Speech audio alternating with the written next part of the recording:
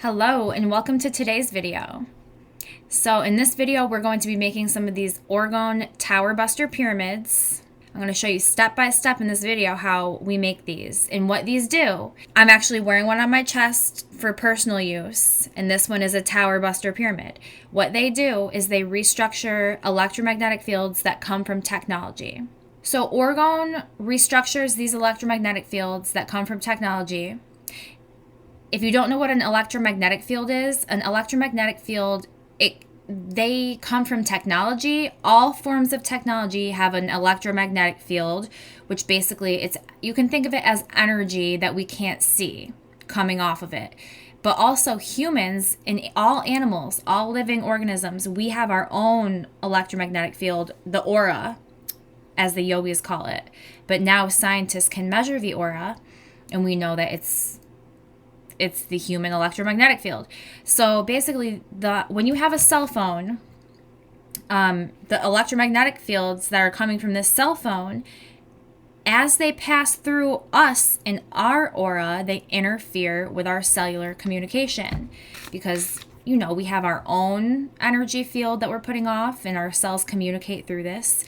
And then with these technology, theirs is incompatible with ours. It comes through us and it just is too noisy, and our cells can no longer communicate properly. So these Orgone devices help restructure those EMFs so that as they pass through us, they're more silent and less chaotic. So when it comes to the Tower Buster pyramids though, see that SBB coil, that copper coil on top? That actually does a little something extra where it shoots the energy up the tip of the pyramid, and these babies can actually reach all the way up into the atmosphere because of this, which I know sounds crazy, but if you look into this type of energy, this 0 point energy that Nikola Tesla was studying, it does not lose field strength. Nikola Tesla says in his research, it could go from one side of the earth to the other side of the earth without losing strength. So when people judge these and say, oh, how can a little device on the ground reach all the way up into the atmosphere and bust a cell phone tower in a scalar wave vortex, the geoengineering out of the sky? That's how. With 0 point energy, scalar energy type shit, okay? So the way Orgone functions, some science for you guys, and I'll throw a pic up on the screen that I went through in a different video, but just real quick to give some people some information on how Orgone functions. So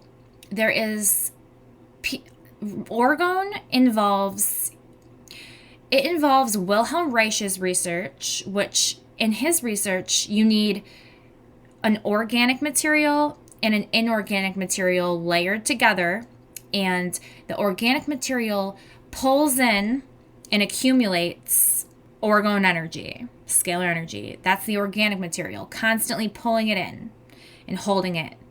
The metals are an inorganic material. An inorganic material pulls in energy and simultaneously repels energy. So it's making like a pulling and repelling motion. So with the two types of material, organic and inorganic material, you start to get that pulling, that scrubbing motion because of the different energy pulls that we have going on, if that makes sense. So that's how the energy is brought into the piece. The quartz crystals that we put in, those are actually called piezoelectric materials, which means when you put mechanical stress or pressure on a piezoelectric material, it starts to accumulate an electric charge.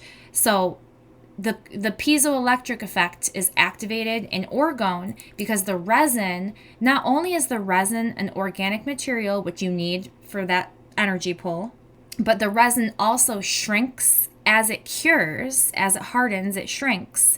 And while it's shrinking, that puts pressure on the quartz crystals and it activates the piezoelectric effect. So you have the organic material pulling in the energy constantly. You got the metals pulling and repelling, creating that scrubbing action. And then you got the piezoelectric effect, which is accumulating an electric charge. And that is what actually is said to restructure and purify the energy. Otherwise, you could accumulate just a bunch of bad energy. if you didn't have something piezoelectric in the orgone to restructure the energy. You could just accumulate a bunch of bad stagnant energy. So the piezoelectric effect is very important. But that's Wilhelm Reich's research. And then on the other hand, there's some physics nowadays that can also help us understand how orgone's working. And I got this from a man named Ken Rolla, who is an electrical engineer turned into he went to school for electrical engineering, but then he got into natural health, basically. So Ken Rolla told me about the piezoelectric effects, which is involving the quartz crystals. He told me about the Casimir effect, which that just describes more about the metal shavings that we were going to use. The Casimir effect, if you look it up online, it describes a vacuum pull between particles of these metals, basically. So we got the piezoelectric effect, the Casimir effect, and the electromagnetic propulsion, which is what I told you the SBB coils do. That copper wire is actually where the electromagnetic propulsion comes in, because it's going to be propelling the energy up out the tip of that pyramid. So yeah, I just wanted to put that science out there. It's physics. There is some science, physics backing up orgone energy, because I know it sounds very like magical and woo-woo to people. But first of all, there's the physics backing it up. I also, in a different video, I showed you guys one of my experiments that I did, my oat grass experiment, which if you want to check that out, I'll link it below, where I have that experiment posted on my social media. I did my damn best in that experiment because I wanted to know, am I wasting my time making orgone? Is this real? I already knew about the piezoelectric effect, Casimir effect, all that stuff.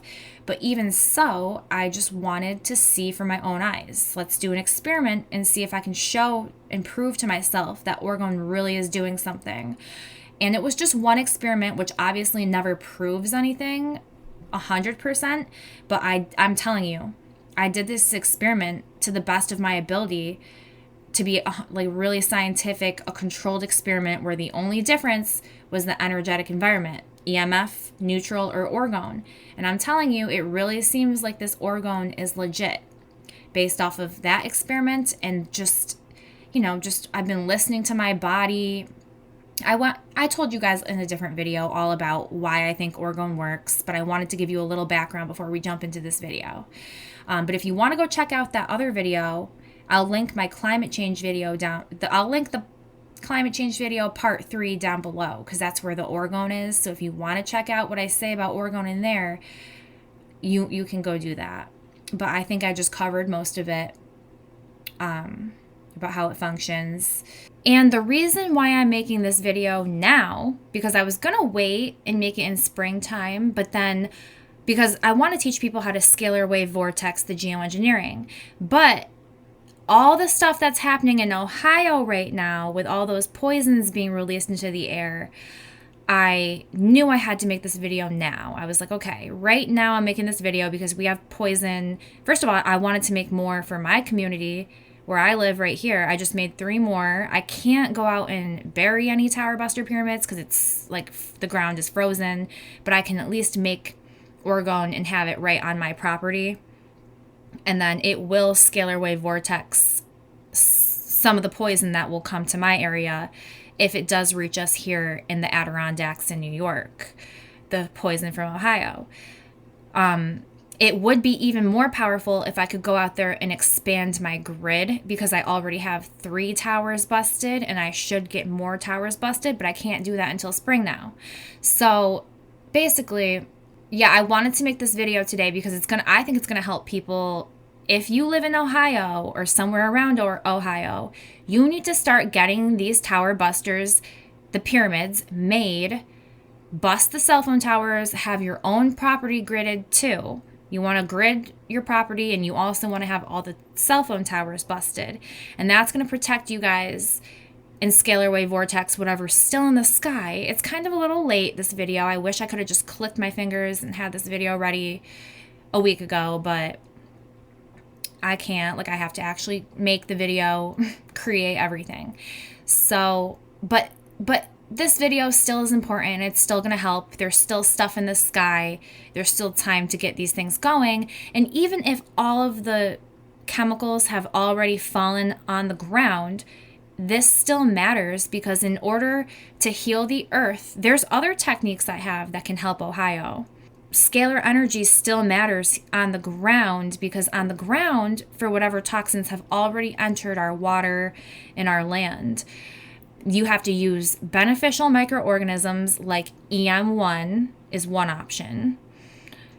And the only way that the beneficial microorganisms can get their job done, it's good to have some of this scalar energy around, some of this scalar energy on the ground, so that when we apply the microorganisms to the farmland in Ohio, if this good energy is around everywhere, those microorganisms are going to be able to do their thing even better as well, because beneficial microorganisms, they like the scalar energy too.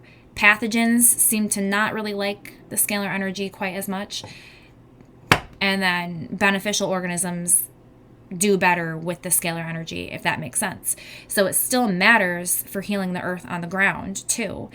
But it would have been even more powerful if we already had these things set up, these devices set up, so that as soon as that poison started being released, it could have been being scalar wave vortex thrown out into the atmosphere. But like I said, either way, I believe this video is going to help, because we need the scalar energy on the ground too, because microorganisms can be used to neutralize these poisons. And there are also earthly detox supplements that can be used to bind to poisons and pull them out, which I've talked in my liver regeneration video. At the end, I talk about poison, and I mentioned a couple of the earthly detox supplements in there if you'd like to go check that out. But there are definitely solutions. There are things that can be done to help restore the land here in Ohio and the surrounding area from all that poison. But like I said, the scalar energy is important no matter where you are in the world, because it's about the geoengineering too. You bust the cell phone towers because the cell towers are involved with holding the pollution in the sky for their geoengineering. So like I said, wherever you are, if you want to just bust some geoengineering, or if we're scalar wave vortexing some petroleum Nazi attack, whatever you want to call it, because the petroleum industry is connected to the pharmaceutical industries. You know, there's 99% of pharmaceuticals have petroleum in it. So there's a connection there, in my opinion. And it might be an attack from these Nazi petroleum pharmaceutical people. So whatever you want to do, if you need to scalar wave vortex the geoengineering or the other pollution that they got coming at us, this is going to help today. So yeah, without further ado, let's jump right into the video and start making some Orgone today. All right, so here we are in my Facebook, which if you want to follow me, my name is The Health Unprofessional. I just started posting on this page. I just had it sitting here and I wasn't really doing much with it. But my first major post was this one right here. This is actually a post that I did where just the other day, February 18th, a week ago, I just decided, all right, I'm going to tag Ohio and let these people know you guys can use Tower Buster Pyramids to start scalar wave vortexing that shit. I just couldn't see videos of that. You know, it looks like a freaking nuclear bomb went off, and I couldn't see that and know what was happening in my own country and not try to reach out and tell people that we should be scalar wave vortexing this. And then also, I didn't tell people yet, I did not make a post yet about the microorganisms and the other natural methods. You know, I have to do one thing at a time. You know, this is a lot going on here. If I tried to post about EM1 and anything else, any other solutions, it would just be too much. So I'm going to focus on the scalar wave vortexing because, I don't know, that's just where I was led. That's what I'm being led to do today, to focus on getting this information out here first. So the first thing we're going to do before we jump into this video, which also, yeah, you'll see I put my herb wraps in here. I tell all my witches, grow herbs up, dry them up, Save them up. Fuck their GM pass up. Fuck these Nazi hoes up. Fuck them up. Fuck them up. Fuck them up. Fuck them up. Witches, wake up. It's recruiting time. Fuck wrong with you mask holes. I don't do drugs. I don't listen to doctors. Okay, I'll stop. But yeah, I do put my herb wraps in there, even though one person, I shared this to a group and someone was like, nice language. I was like, I'm rapping and we're in a state of war. If you don't like the language, old man, move along, old timer. Like, please. Because it wasn't old man. Like, please. If you're going to let a couple swear words get in the way of, like, where's the science? Piezoelectricity and stuff that can help stop geoengineering, you have psychological issues. If this word is stopping you from reaching the information within here, like, you really have issues. Okay. And I know I might not be everyone's cup of tea because I do use profanity sometimes, but then, like I said, move along and have fun. Have fun. Who you gonna call when Doc ain't got the cure? That's another herb rap line. Anyways, well, I had a couple people annoy me this weekend. There was a couple people who annoyed me. One person also told me that I should have just patted these parents on the back and told them, good job poisoning your son with Nazi poison, chemotherapy. Because I told people that it was connected to the Nazis and I was trying to save their son, but they didn't want me to save their son. They wanted him to be poisoned with poison created by Nazis, I guess. I should have just supported them on that journey instead of tried to tell them the truth. Like, whatever. All right, well, let's jump into the video. So these are the ingredients that we're going to be using in this video today to make the Orgone Tower Buster pyramids. And you'll see all these ingredients. I'm going to literally show you, but we're going to have some. You can screenshot this if you think you want to make Orgone. Screenshot it now so that you have the ingredients list when you are done with the video. But yeah, we're going to be using some pyramid shaped molds. We need our epoxy resin, our piezoelectric quartz crystals.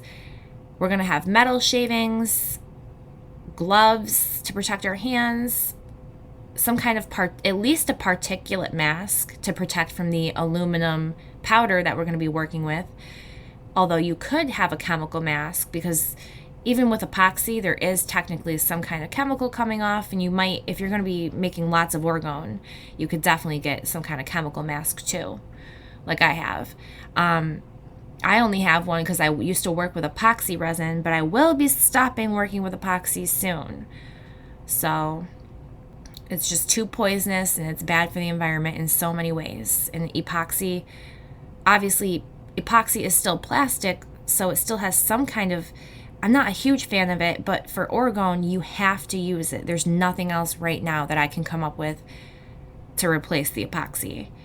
So it's just a necessary evil, but at least with these types of plastic, you don't throw them away. It's not like a one-time use. You want to keep this Tower Buster working and you want to keep it in good shape indefinitely. I'd love it to last for a freaking 100 years or more, you know? Obviously, if you drop Orgone, it can break, but you know what I mean? At least we're not making a disposable throwaway item with this. That's how I justify it, and I justify it because right now, you have to, you know, evaluate the benefits, and if the benefits outweigh the risks, I feel like they do. The benefits of restructuring these electromagnetic fields coming from the cell phone towers and from technology, that's much more important right now than using some plastic to make Orgone, especially when people are already using plastic.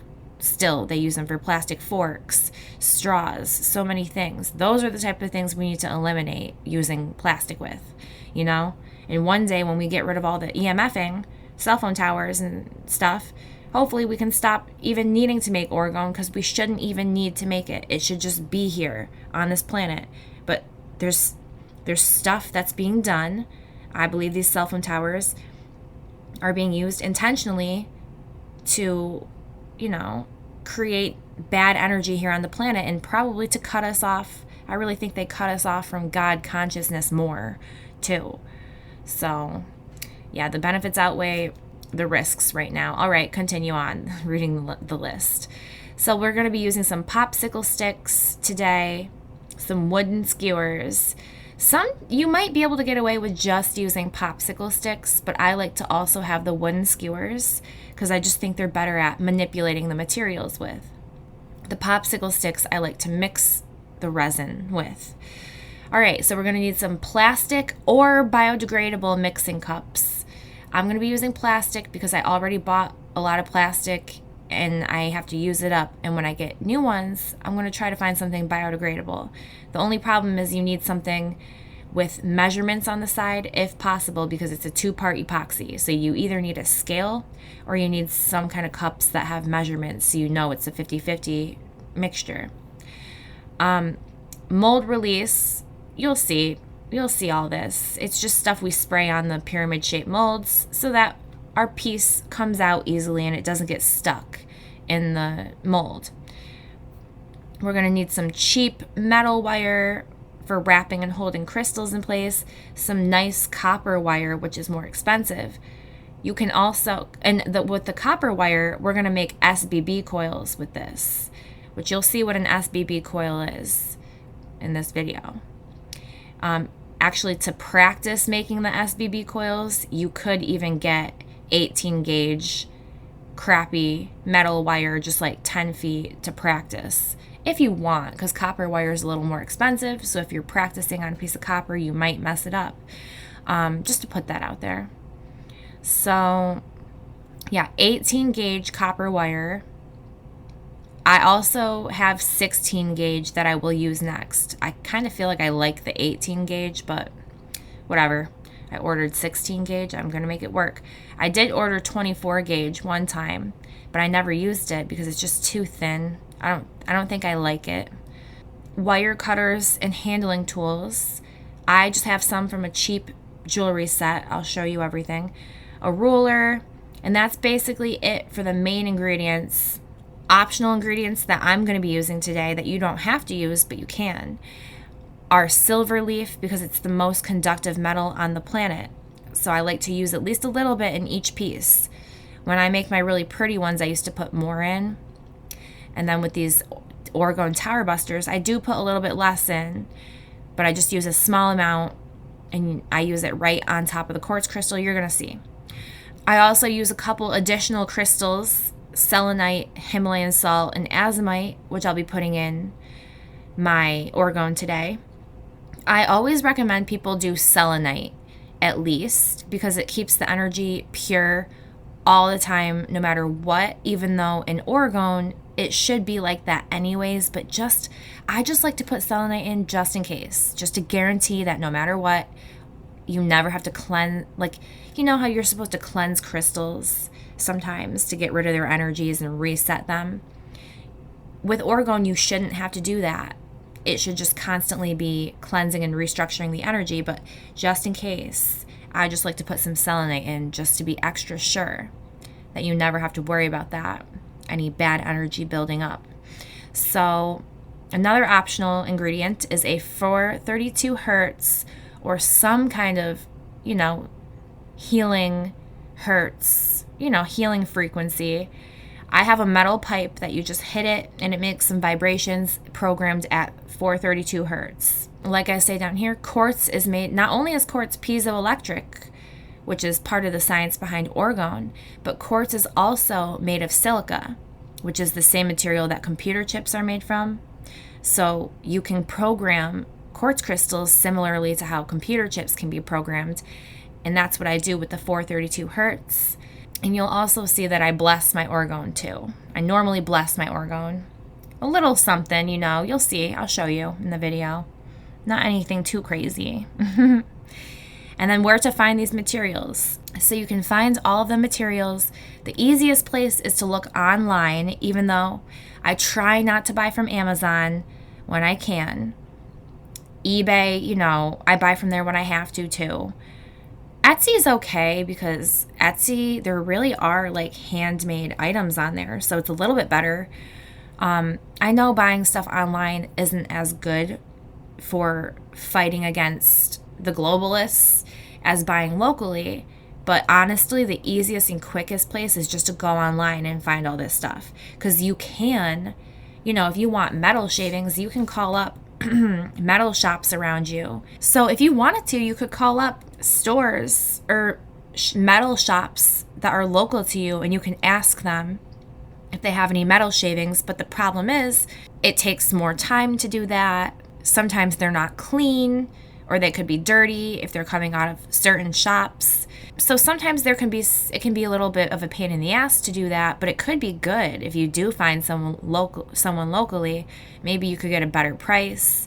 It could be good to try to find stuff locally.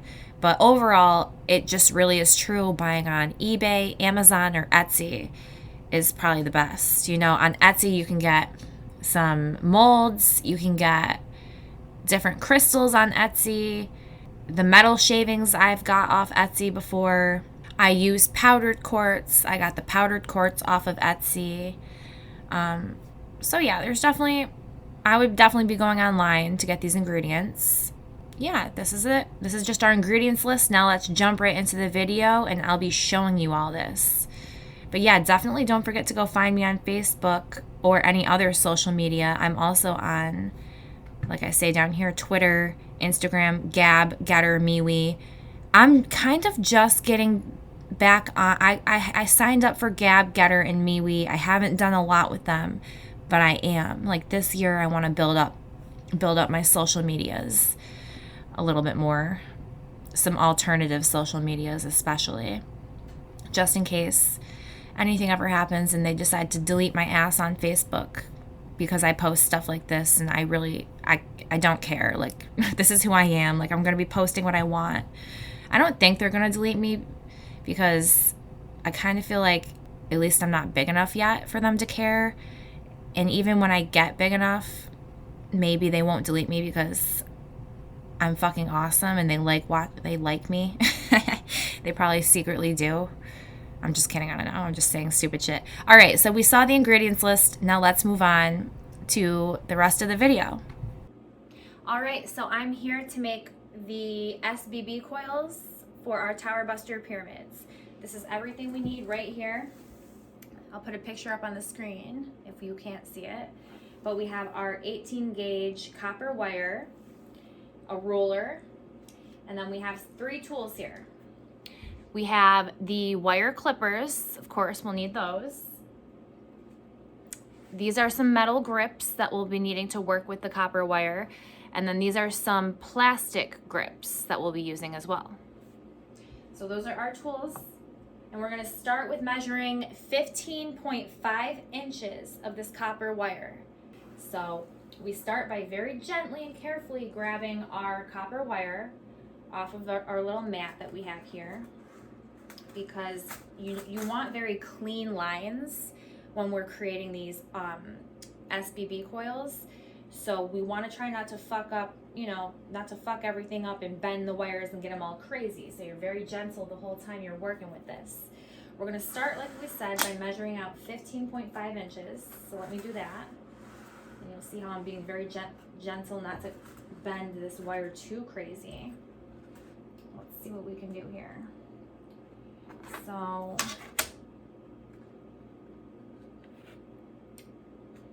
lining it right up as much as I can with the edge of the ruler. All right. Come on. So we got, that's 12 inches about right there.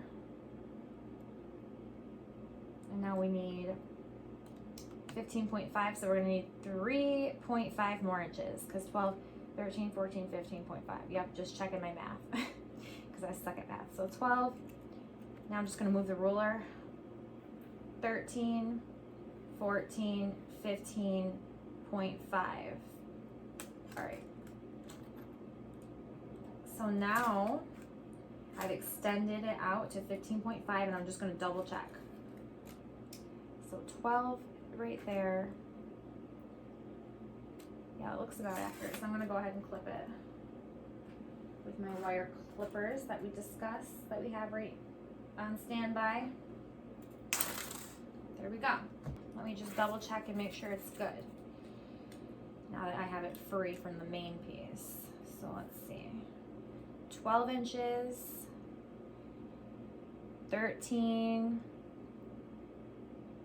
14, 15, oh wait, let's go from this end. 13, 14, 15. Oh, you know what? It might be a little bigger this time. Let's see.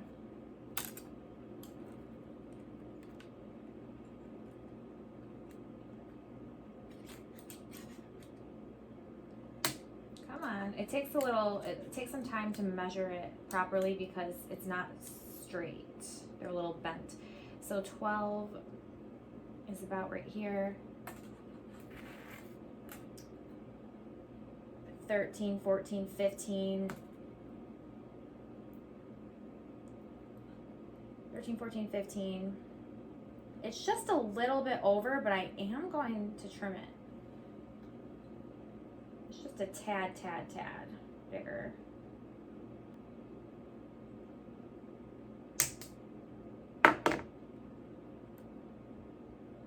Yeah, let's try measuring this again.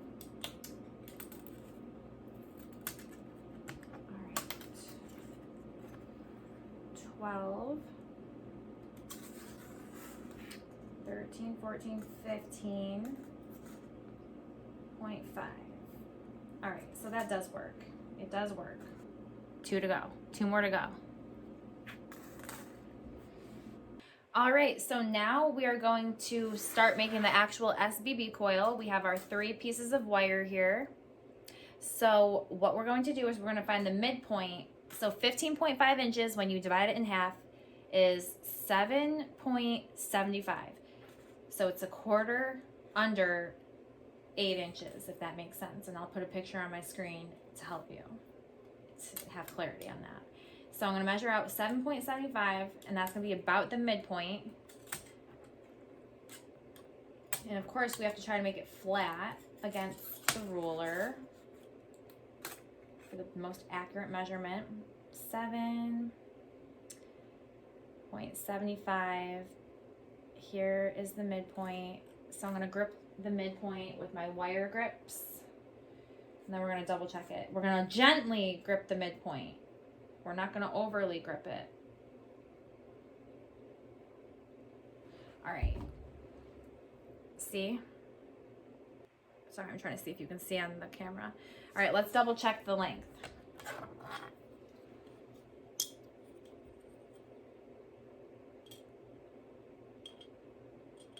Or no, we'll do it. I gotta do it like this.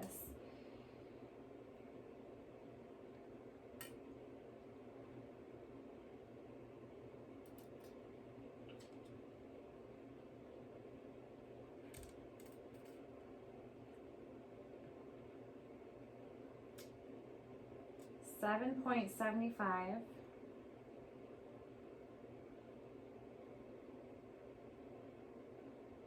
Now if I check the other side,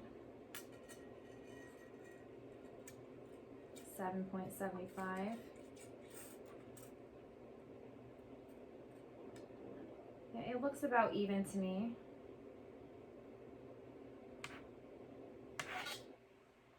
Just gonna check again. It's a little curved, so it's not perfect right now. But I'm just making sure even with the curves, it seems like similar. Yeah, that seems good. Looks good to me. All right. So we've got the midpoint. Now I'm going to grip the midpoint a little bit harder. Now that I'm confident. We don't want to cause dents to happen, but all right, you can see I got the midpoint here. And I checked it for evenness.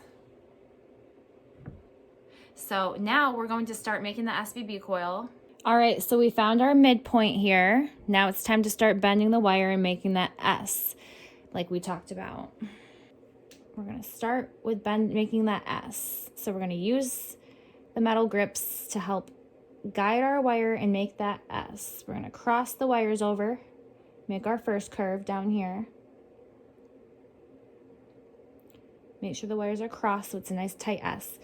Now we're going to take the next side, make this side of the S, All right. Like you can see, that's the start of the S right here. And now we just continue to bend this wire around.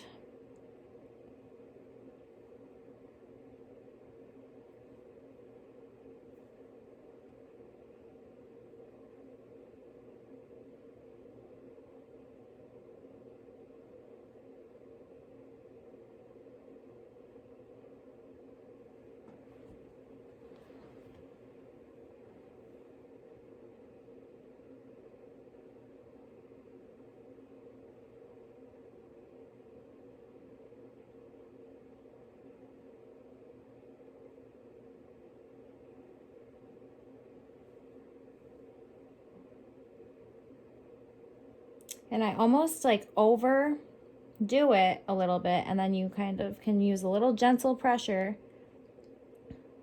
You know, I overdo it, make them too close together, and then you use gentle pressure to push it back, if that makes sense, if you can see how I'm doing that. Overdo it, and then gentle pressure, bring it back. Now, I'm going to release these grips very gently so that we don't overextend the grips and ruin the piece.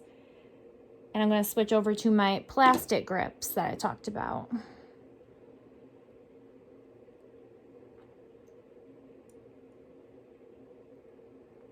And you can see how these plastic grips are going to help us continue, but they're flattening it out and helping us grip better as we continue.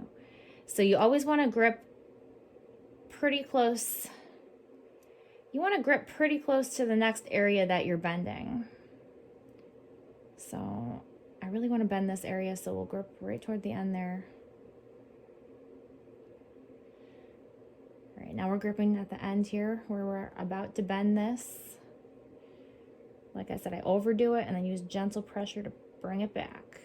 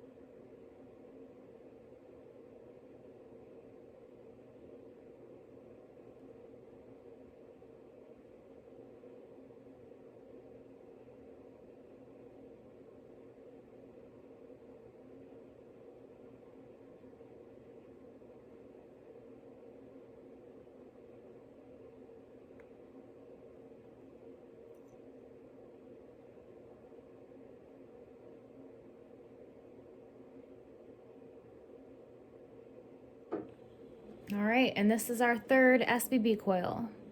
All right, we've got our 3 SBB coils here. And another thing that I do, they're not 100% flat. If you look, you know, they're not totally flat. Like, they're pretty flat, but they're not totally flat. So we're gonna just take my hoodie and we're going to just, like this, flatten them out a little bit.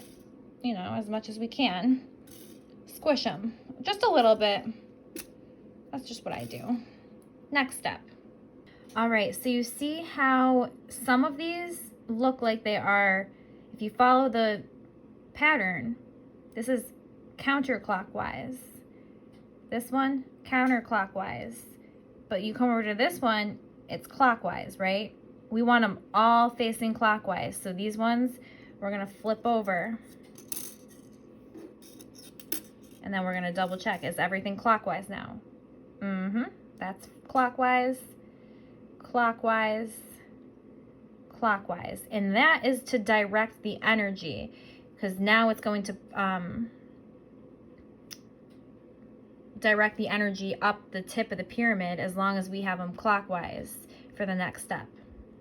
All right, so we have our SBB coil here, and as you can see, this is the side that is going clockwise. So we're going to actually grip that centerpiece with our grips, make sure it's clockwise, and we're just going to pull gently to make a little dome shape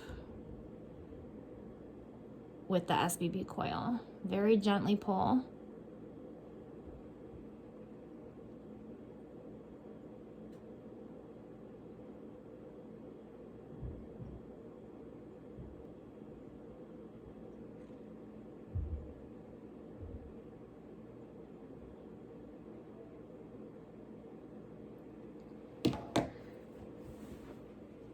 All right, so you can see it does have a little dome shape. Now I'm just going to fix it with my fingers a little bit. If you can see that, you might come in and you might, you know, manipulate it a tiny bit with your fingers at the end, and then you have that nice dome shape SBB coil. All right, so we have our 3 SBB coils here. You can see they're all running clockwise, and they're all nice and well shaped, ready for directing energy and creating that scalar wave vortex that we want. Ready to go. All right, so the first step to making orgone is to get our molds coated with the mold release. So I'm just gonna show you how I do that. First, I obviously have a glove on to protect myself from these chemicals. I honestly should have a mask on, but I don't, just because I have to talk to you guys. And with my mask on, I can't do that. Normally I go out in a ventilated area if I don't have a mask on, or I would have a mask on. But I'm just gonna do it real quick because I'm pretty confident with my detox skills anyways. So basically you hold it, you know, this, I have to get more, this is very almost empty, but you have to get, you know, you just back off a little bit from it. There's actually 1 coating already on these. Normally I do 2 coatings. I coat it, let it dry, and then do another coating. So I'm just gonna do 1 coating to show you that.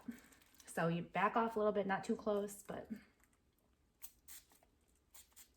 something like that. Just a couple little squirts.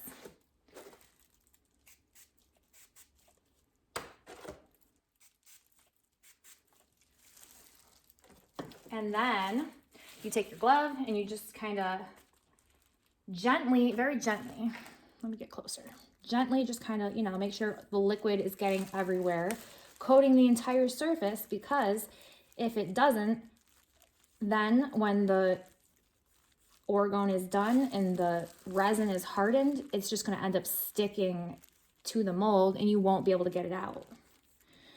So I did my first layer and I did the same thing on my first layer, and then now I'm doing it again on the second layer. All right, so I just went and just did that. And now I'm just gonna do that again with the other 2. And then you can either just leave them out here to off gas and dry, or if you have nice weather, you can leave it outside, because you have to do orgone when there's very nice weather out. It has to be warm and nice weather. No rain or anything like that, not too cold. Otherwise, you got to do it somewhere indoors, but hopefully well ventilated enough. So you can either leave it out to dry here, or I like to go put it in a windowsill sometimes, like a sunny windowsill, to get it to dry faster. Or just like out, if it was nice out, I would just go outside and throw it in the sunlight, you know, get it to really quickly evaporate, you know, dry up. So that's step 1, coating our molds with the mold release. All right. When I set them back down, there's some liquid that's at the tip of the pyramid. That's actually way too much liquid. So that's why I could have done, you got to try to do as small of squirts as you can. But then if you don't do enough, then that's bad too, because then it's going to stick to the mold. So I either have to dump this out, or you see how I'm tilting it and it's kind of flattening out. When I have them in the windowsill, I have them kind of like angled, and if it's flat like this, like, you know how I just flattened it out, if it stays like this, that's okay if it dries like this. But if you were to leave the liquid down in there and let it dry, there would actually be a chunk of some powder, a white powder at the bottom, and it would actually be bad because then the pyramid tip is not going to be formed properly, which you want the shape of the pyramid to be pretty, you want that tip so that the energy is shooting out the tip of the pyramid. So just a little tip there to definitely dump this liquid out somewhere. Maybe you could dump it back into the bottle. I normally just dump it in the garbage, or I do that tilty thing where I get it to kind of do this and then I put it somewhere at an angle propped up and it dries like that. So yeah, just a little tip there. So remember how I told you that a little white powder might accumulate? So I already did this, so it's already kind of out of there. I should have videotaped it, but I just gently kind of like did this because I want to have a little bit more of a tip. So I'm just going to gently just scrape out some of the excess. I should have just dumped out all the, I kind of knew it was a little too much liquid that was in there, and that this might happen. It's not a huge deal. I'm still making them. I'm just going to try to make the tip a little bit more,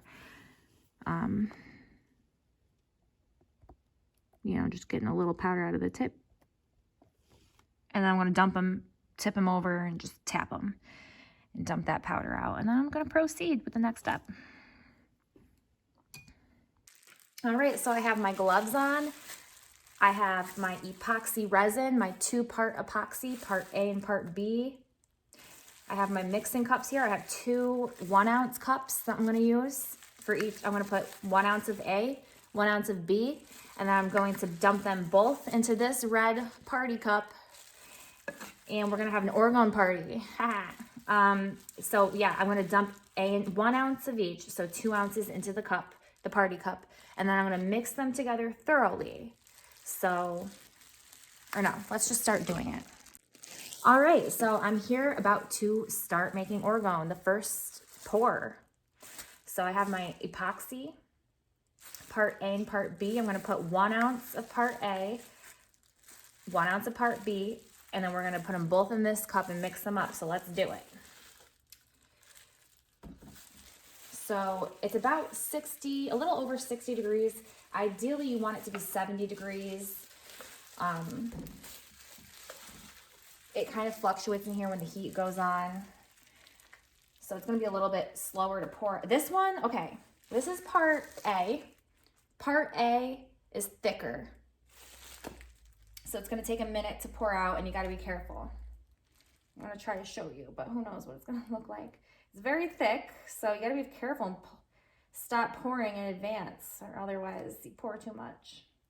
So with part A and part B, we want a 50-50 ratio. This is a workout for my arm right now. Come on. If it was warmer, it would be, if it was more 70, it would still be thick, but maybe a little less. Hold it like this so it's less of a workout. Oh, I gotta pull it out, or pull up, you know what I mean?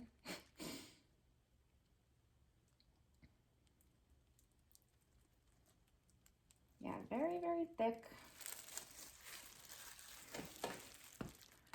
Trying to get in the camera view here.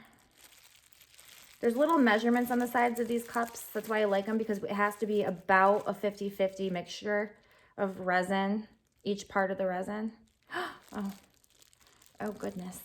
Oh goodness, that's a lot, see? You gotta pull it up early so that you don't get too much. And now let's let that settle for a minute.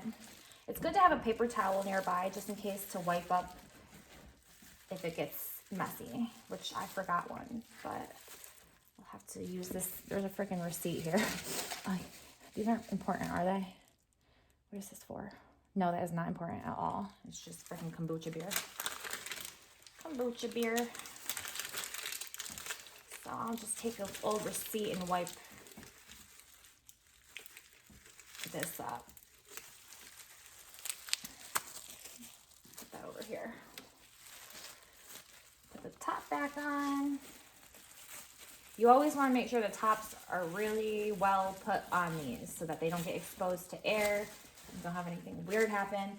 And you know what? It's 60 degrees down here, but I store them upstairs where it's usually 70 degrees. Because if you store them too hot or too low of a temperature, I think it could be bad. So now I did part A. It's very full. I can see where the line is. It's exactly an ounce. So now we're gonna do part B, 1 ounce of part B. Can you see? Oh, this one's much easier. Much easier. It always is.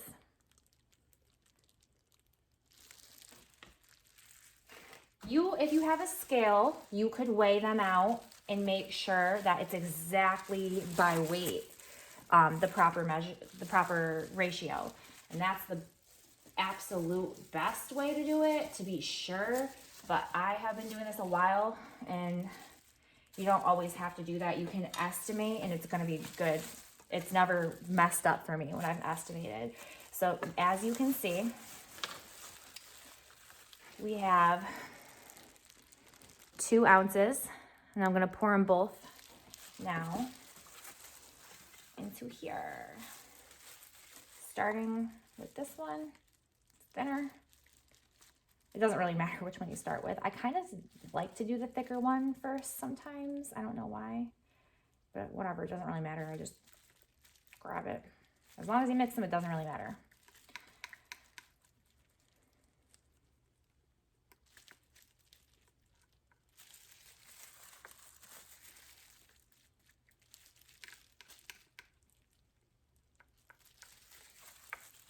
Doesn't really matter. Now let's get this thick one in here. It's just, you got to be careful with this one. You really want to scrape as much as you can out because it's thicker. It sticks to the sides more. So to keep that ratio appropriate, that's why I usually just like, that's what I was talking about, because normally, you know, I pour differently depending on what type of Orgone I'm making. I might use different size cups or how many I'm making. And just sometimes, like, I don't always pour it into a 3rd cup, depending on how big of a pour that I'm doing. When I used to make my prettier ones, I had to do thinner pours, smaller amounts.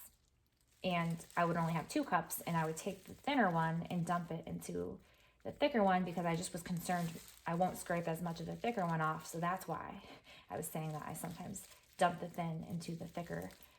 So have the thicker first, but it really doesn't matter. It's been a hot second since I've made Orgone, so I'm like remembering things as I'm doing it, you know, because I've been working on my health stuff.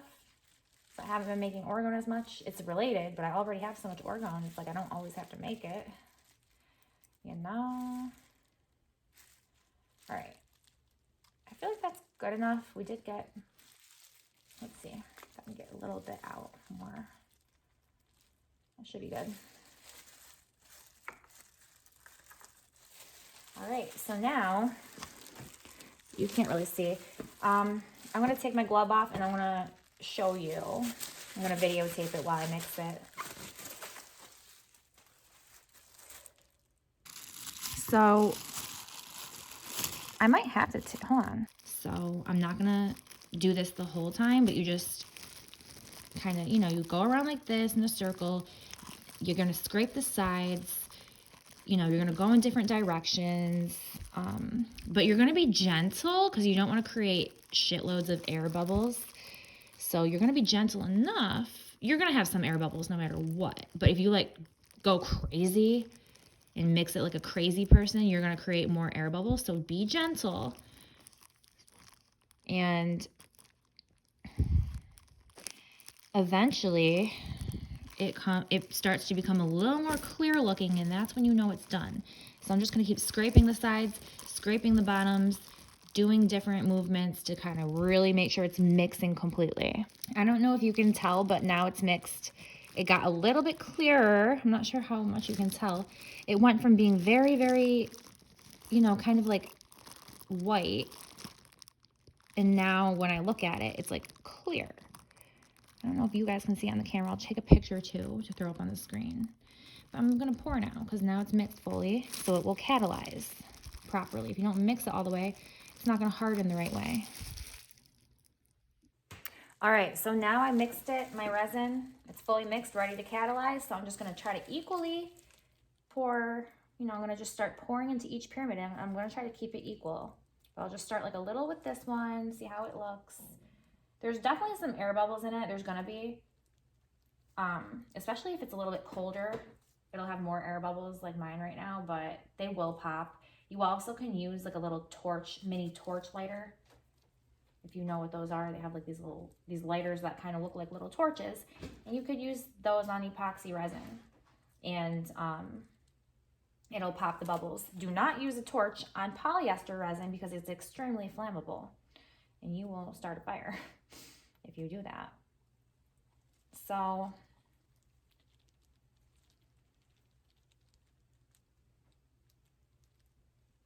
I'm just tapping the top of it to pop any bubbles. I'll probably take the video and do it I'll probably do that on video. You know, re-angle it.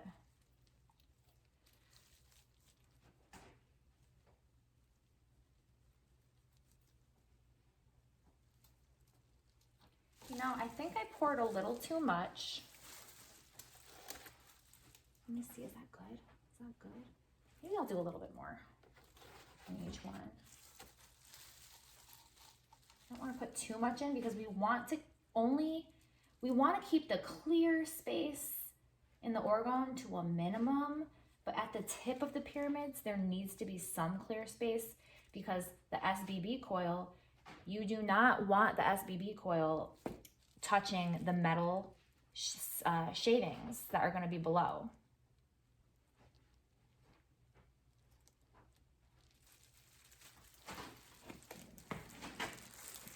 All right, so I'm gonna re-angle the camera and then come back. All right, so you can see there are some air bubbles, and I poured some resin in all 3 pyramids, but I have a little extra. I should have done, I guess, 3/4 of an ounce each, or maybe even less, because I probably could have done one more pyramid. It's been a minute, so sometimes you accidentally pour a little bit extra. It's fine. It's better to waste the material than to have too much in there. So can you see? Can you see this? I'll take pictures to show you like what it looks like, about the ratio, or how much you want in there, because we want enough to cover the SBB coils so that the metal shavings that we put in later do not touch the SBB coil, because that's going to throw the direction of energy off, because the metal is directing the energy in a certain way. And then if you have a bunch of other metals that come in and start touching it, like if you were to put that and embed it into a bunch of orgone that has all the metal shavings and they were touching, it would not direct the energy in the same way, because all the other metal is conductive as well. So you know what I mean? It's gonna throw it off. And I'm gonna take some pictures so that I can throw some pictures up, because you just can't see it the same way unless I take some pictures. So yeah, I'll do that. Now we have to wait a little while before we put the SBB coil in, because right now it's like the consistency is very thin. So if we put the SBB coil in, it's going to sink right down to the very tip of the pyramid, and it's a little bit too close to the surface for my liking. I like it to be a little bit, hopefully, more suspended. It might be pretty damn close to the tip, but if we wait a little bit longer, it's going to start to cure and start to harden and start to become more viscous. Is that the word? Where it's like thicker and, once it gets a little thicker, then we can put the SBB coils in, because it's going to hold them up a little bit more once the consistency is thicker. So hopefully that makes sense. And as you can see, the air bubbles are coming to the surface right now, and they are going to be popping. So while we wait, some of the air bubbles will come out, and most likely there's not going to be a whole lot of air bubbles left by the time this is done. So yeah, let's wait a little bit, and then I'll come back when it's time. And the time just depends on the temperature and the environment. You want a decently warm environment. Like I said, it's a 60, 65, depending on the heat, because when the heat kicks on, it might even get up to 70. So I'll just have to pay very close attention. I don't know the exact time. Sometimes it's 20 minutes, sometimes it's 15, sometimes it could be 10. You have to pay very close attention, because if you wait too long and it hardens too much, then you lose your opportunity and you ruin your piece, So, all right, so we're here to check the orgone. So I'm just going to poke it a little bit with the stick. See how it is a thicker consistency now? It might be time. I could wait a little longer, actually, probably. I might wait a few more minutes. Yeah, I think I could wait a few more, I think. I'll set my timer for maybe like 5 more minutes and then come back and check how it's going. Because I would like it to maybe be a little tiny bit thicker, I think. Yeah. Or else it's going to sink, I think, too much.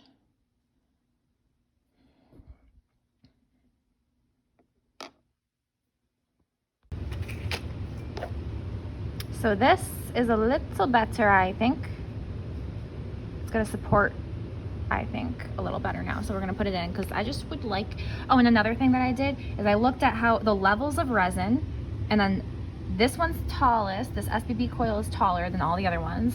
So I put that one in front of the one that I poured a little more resin in than the other ones because we want to make sure that the SBB coils, now that we're going to put them in, we just want to make sure that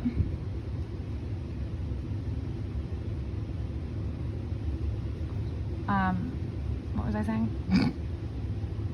I don't even know what I was just saying. Oh, we want to make sure they're covered. You see how it's sinking down under, but it's okay to have the tips a little bit above the resin. If the tips, some people actually angle the tips, the ends up a little bit and stick them into the metal, and then apparently it's okay to do it like that. I don't think you need to do that. See, I should have a glove on. I'm pretty sure I just got resin on my hands, which is disgusting. I should have a glove on, but it's just making these on video makes it a little more annoying. So we basically just put them in. They're gonna start to sink down in, as you see. That one's kind of underneath all the way. I had to push it down. I'm gonna push these ones down just a little bit. I'm gonna use this so I get less on my hands, and now I'm gonna have to super wash my hands. It's really hard to get off and it's poison, so I'm not happy about this, but I'm doing it for you guys. See this one? I might have, maybe I should have poured a little more resin. It's kind of a learning experience even for me still, because it's not like I'm constantly making these. But actually no, maybe it's gonna get down under there. We're gonna manipulate this, push it down under. It's going. We're not gonna have to pour anymore, I don't think. Because if it's not underneath all the way, then I would pour a little bit more resin on here. Definitely, like I said, a learning experience. Every single time for me too, I have to like relearn, because I don't make them like, you know, if I was making them full time, I wouldn't have to relearn it. I would just be doing it constantly, but I don't make them constantly. You know, I take breaks for making them since I've been working on my health dreams, my health guidance dreams. Yeah, so it's underneath there now, totally coated in resin, but we got to watch it because the resin could sink, and if it sinks too much, the resin sinks too much, then and the metal's exposed, then we got to pour more. So I'm just kind of poking it in there, covering it, gently poking it, because we don't want to bend the wires that we carefully crafted, you know. So it's kind of like gentle poking, which also helps get the air bubbles out.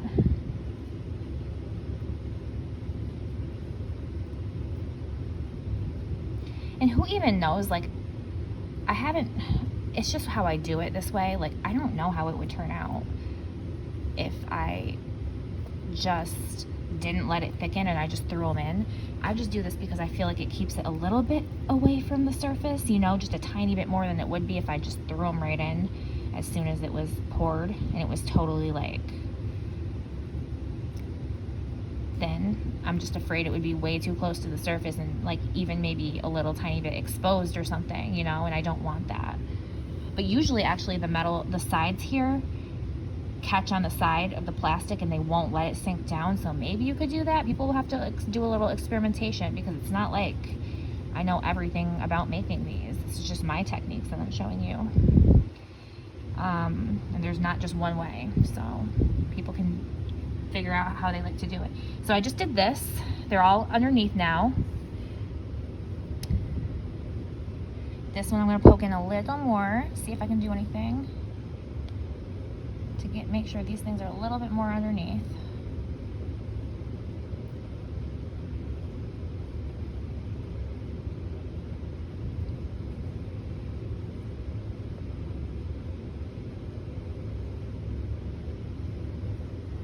What I will do, I do have a little, I've saved some of the resin in here, so I'm gonna see if I can pour a little bit, because I was like, I don't like wasting. So just to make sure, just in case, because the resin shrinks as it cures, so just in case, I want to pour a little bit more in to make sure that these metal pieces toward the top are gonna definitely be covered. Just a little more.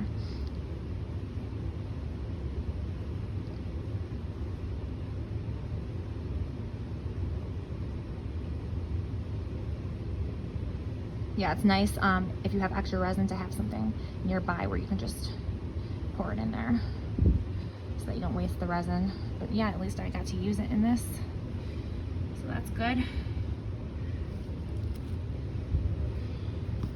All right, so where's my little poker? My little poker, gonna poke it in there. See, that's better. That's definitely gonna be covered now, I think. I'll double check once it hardens more. I'll definitely poke once it's hardened and double check that the metal is not exposed, because we just don't want the metal to be touching any other metal pieces. We want this resin to cover it. Like I said, the tips, if the tips at the end were angled up and touching the metal, that would be okay, as long as the swirly parts are not. So I don't care if this thing right here is a little bit close to the surface, that's totally fine. Because if it does touch some metal, it's not gonna ruin it. All right, so yeah, they're all underneath now, so that's perfect. All right, so we just put the SBB coils in, and I am now going to put the crystals on too. So I have my little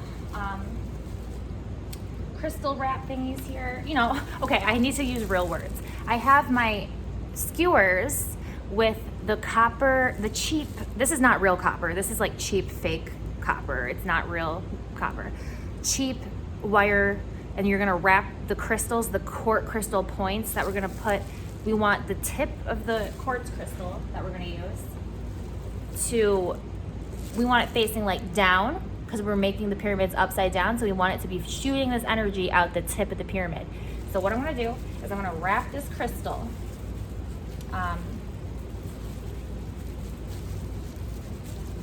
I've noticed you want it kind of closer to you want it kind of close to the wooden part, because they don't go that far down. But you can always extend it if you want. So I just wrapped it real quick. As you can see, it's wrapped. And now I just balance the skewer, and you want to do your best to angle it pointing straight down.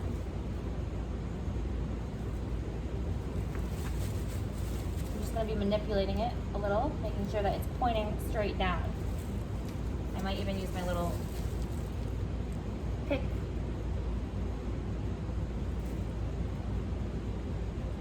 I try to do it right in the center. You don't have to be 100% perfect, but if you can, do it pretty damn good. Do it. Don't purposely do it bad. All right, so now another one we're gonna do. Woo! Oh no, it's ripping my glove. Okay, let's wrap this crystal. Keep it kind of closer to the metal, or to the wooden stick. Keep it closer to the wooden stick, because they don't have to go that far down. It's gotta be a nice tight wrap so that it doesn't slip off the crystal. Because if they slip off, oh, they can, and it's annoying, and then they get covered in resin, and then you got to pull them out with your gloves, and it's just a mess. But I've had to do that before, and it's just what you got to do sometimes. So yeah, this one, we're probably going to need to unwrap that a little, make it a little bit longer. Okay, so we got our second one. I'm going to just balance that one. Oh yeah, that one we can definitely unwrap it a little bit to extend it and put it down a little bit further. The crystal itself can totally, now be careful, because I just accidentally made a mistake. I was gonna accidentally put the metal part in. I don't want the metal that I'm wrapping the crystal with to become attached to the resin, so you want to try to not get the metal that the crystal's wrapped in touching the resin, because it could stick and then it'd be hard to get off. So you want to be careful about that too. So actually tighten it back up a little bit so that it's not as short, or not as long. We want it shorter. Sorry. Oh my god. Okay. That's good. It's going to be sticking down in there. And you also want to be careful that your the quartz is not too... I'll show you that. I'll show you in a second. I'm trying to tell you.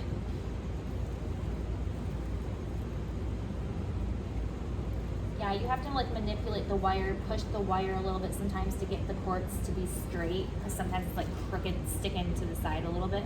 You don't have to have it perfectly straight, but you do want to try to have it straight enough where it's poking out the side.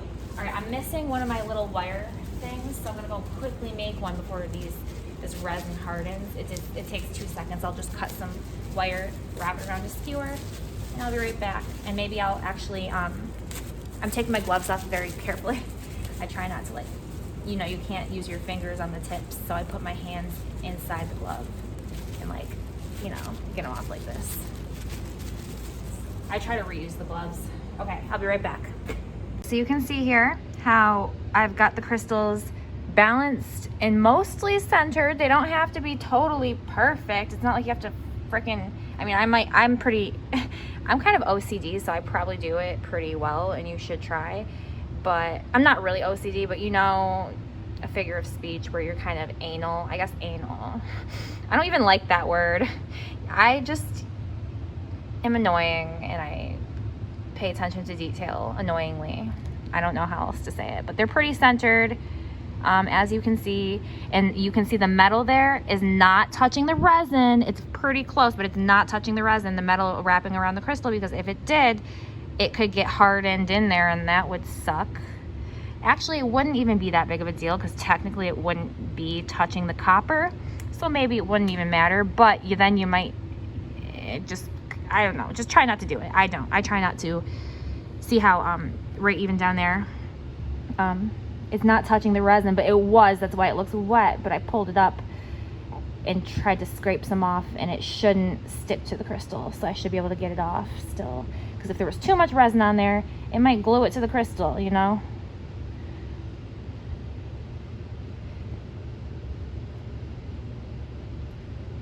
So yeah, there we go. So I'm here to check on the Orgone again and to see if it's time for the next step. And oops. So it's starting to solidify more. Let's check the other ones too, just to show you. So they're starting to solidify more, but you can see that it's not completely solid yet.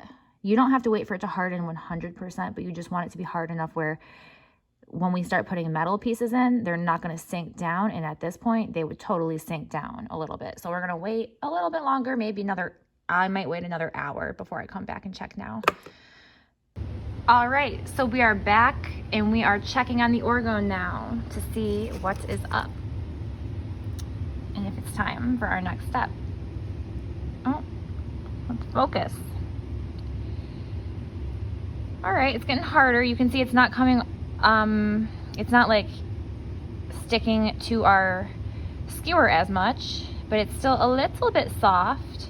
The heat's on, as you can hear, so it should be hardening up a little bit faster, but I'm gonna wait a little longer before I go to the next step where I unwrap the crystals and we put the next layer in. But I will, since we're not gonna do the next step, but what I can do is sorry, it's a little messy over here. We gotta clean this up, but I can program my crystals. I can start doing that, and the sound will end up over here. And when they're done, I'm gonna actually move the pyramids right underneath the 432 hertz. But I'll just keep dinging this whenever I check on them now. All right, so we're here to check on the Orgone again. Let's see. Oh, that means it's time. Okay, let's do the next step. All right, so the next step is just let's unwrap these crystals. It's really easy because it's hardened already. So once the resin's hardened, you're not gonna have to worry about these crystals moving. It's gonna be a pain, you know, they're stuck in there, man. This resin is not a joke, man, when it hardens. See? Now it's hardened, so we can get on to the next step. I'm just gonna now take these ones off, and then we'll do the next step. Just so you can see.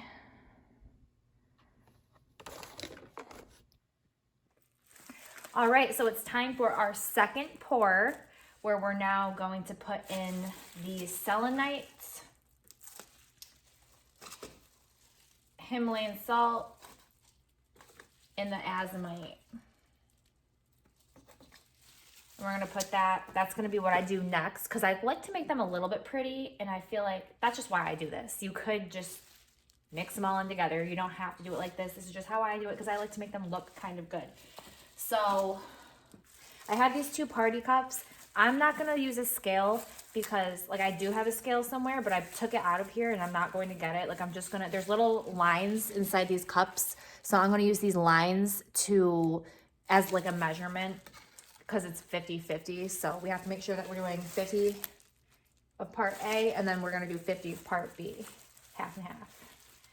So we'll start with part A. Part A is the more annoying part. So we'll start with the more annoying part.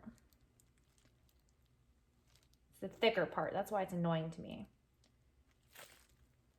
So I'm going to watch very carefully how many lines we cover so that I can match it. And I'm just estimating, because I don't really know how much I need, but I'm estimating how much I want to do right now for these 3 pyramids. People can get it down to an exact science. Like if you keep track and you write down every time you pour, you'll be able to get it down to an exact science, so to speak, of how much you want to do in each pour for the molds that you have. But me, it's just been so long I forgot, so I'm just going to guess.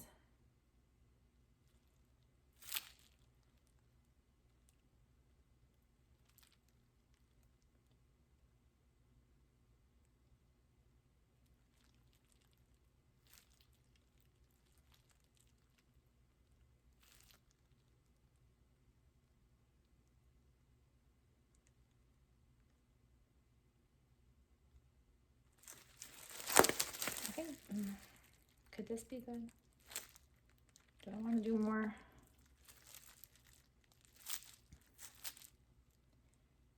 I think this might be good.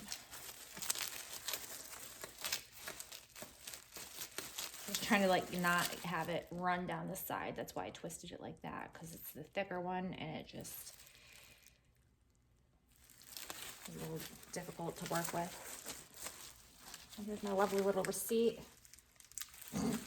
Keep using this receipt. Whatever.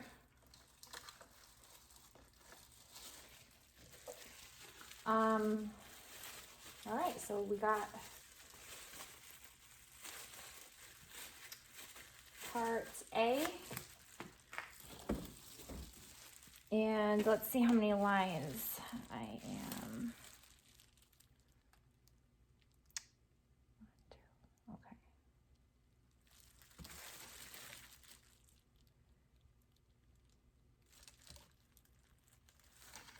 Yeah, we'll see how much this is.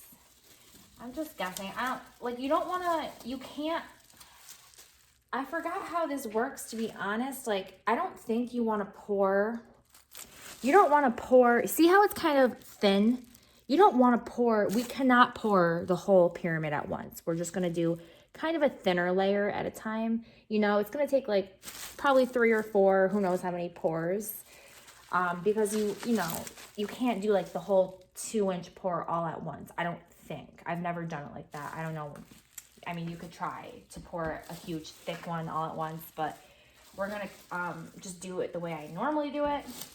So I did part A, now we're gonna do part B. So with the polyester resin, you definitely cannot do thick layers. I can tell you that. They have to be a little bit thinner, but this one I'm like, I forgot. Like, can you do a huge thick layer? Can I pour it all at once? All right, so let me stop right there so I don't pour too much. I'm trying to see for sure the lines that we have. So 1, 2, 3, 4, 5, 6, 7, 8, 9. So if I go to that one then, 1, 2, 3, 4, 5, 6, 7, 8, 9. Okay, so 1, 2, if I go to that one. Oh my God, my eyes right now is like freaking hard to see. Hold on, okay. 1, 2, 3, 4, 5, 6, 7, 8, 9. Okay, so that must be it, right? Oh my God, it's like an optical illusion right now for my eyes. 1, 2, okay. 1, 2, 3, 4, 5, 6, 7, 8, 9. Okay, so I have to go 2 more lines up. It's so weird. It's like an optical illusion. I swear it's like really tripping my eyes out right now. It's so weird. Usually I have a scale for this. It's easier with a scale for sure. Or with marked measurements on the side. I don't know. It's like the weirdest feeling. I've never looked at something that made my eyes feel weird like that before. It's weird.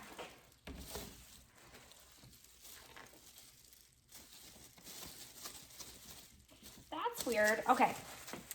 Let me just double check. 1, 2, 3, 4, 5, 6, 7, 8, 9. Double check.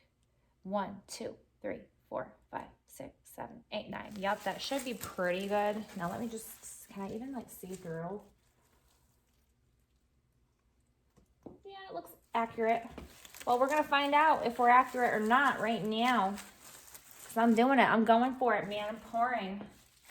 I got my popsicle stick.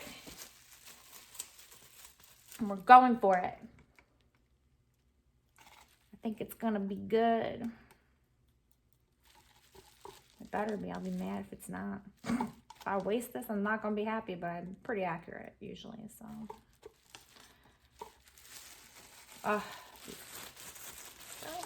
Really, glove? You have to? Okay.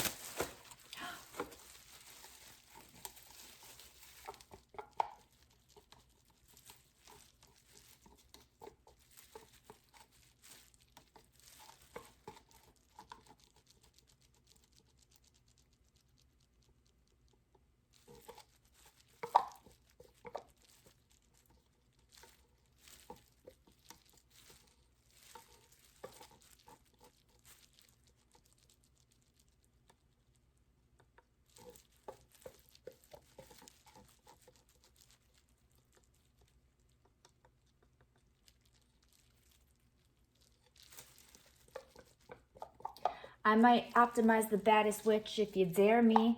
I don't ever need a duck to take care of me.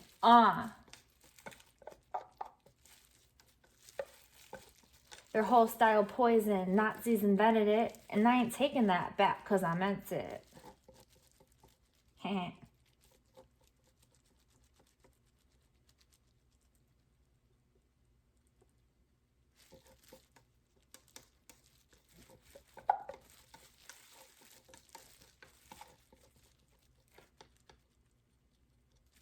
All right. Now I'm going to shut the video off because I'm just going to be here mixing like we did earlier for a few minutes. And then when it's time to pour, I'll turn the video back on and we'll do stuff. All right. So I have my resin mixed, as you can see. Sorry, the heat's on. It's going to make, you know, a sound in the background, but that's just how it is. Sorry about that.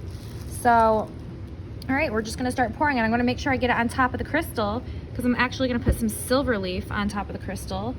So I do want to like pour it on top of that as well. Sometimes I go around the edges like that just for fun. To build up a little bit of a layer on the sides too. Not that you really need to, but. Oh, that's good. That's good. That's plenty. This is plenty. We'll start with this. And then we'll go over here. Sorry, I'm like looking at the camera, looking at what I'm doing too, trying to make sure the camera is in the view.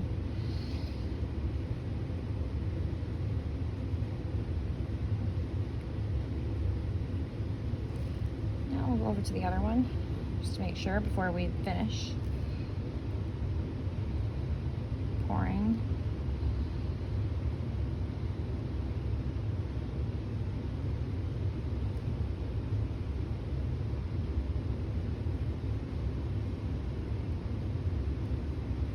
I'm gonna save a little bit and then I'm gonna pour it on top of the stuff. I'm gonna put some stuff in and then pour some more on top, and then that way it makes it a little bit easier to mix in. Sometimes I just pour everything in, but it kind of, then I have to poke it a little bit more with my skewer to sink it down.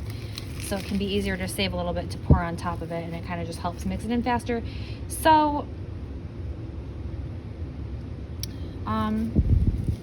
I'm just gonna actually pour just a tiny bit more in this middle one because it looks a little bit, if you can tell, it looks a little bit shorter than the other ones.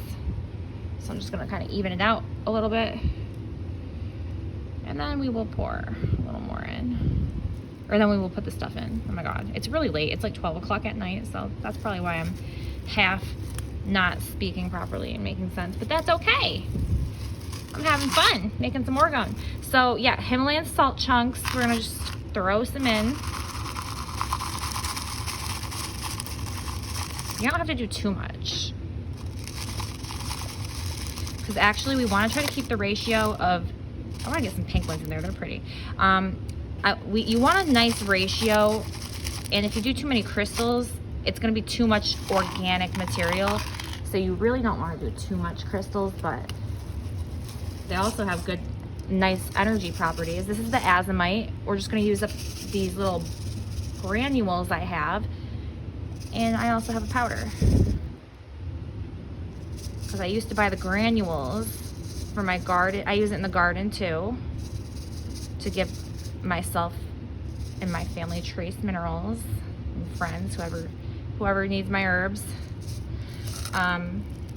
Because azomite has lots of trace minerals, and that's part of why I put it in here, because I feel like it just is going to conduct some nice energy with these trace minerals, and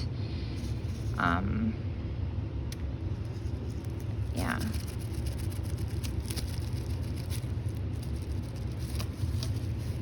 Ken Rolla calls them, I think he calls them like there's superconductors, and then there's like, what is it?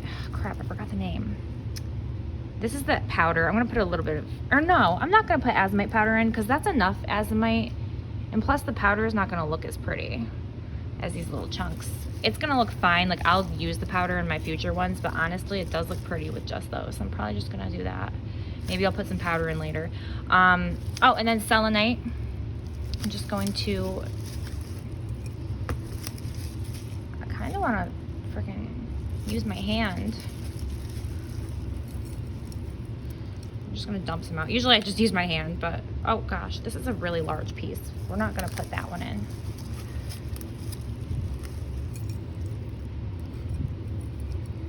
Some selenite. Come on, get in there. Get in there, selenite. Get in there. Get in there.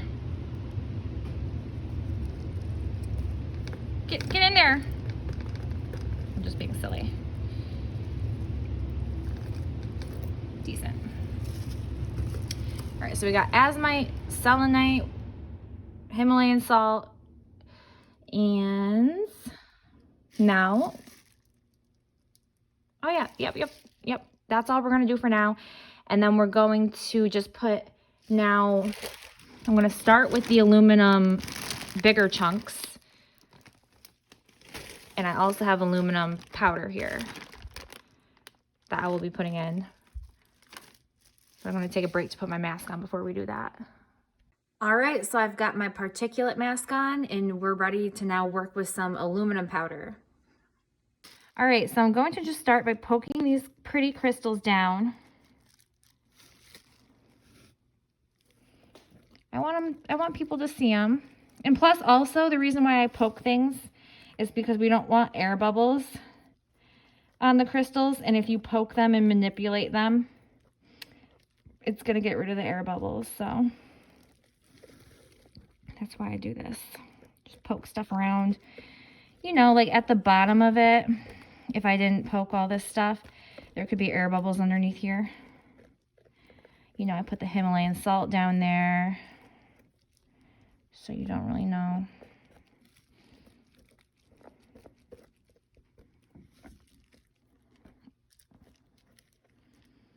Obviously, with one hand, it's a little bit harder to do, so these might not come out as pretty as they usually do. I don't know what they're going to turn out like.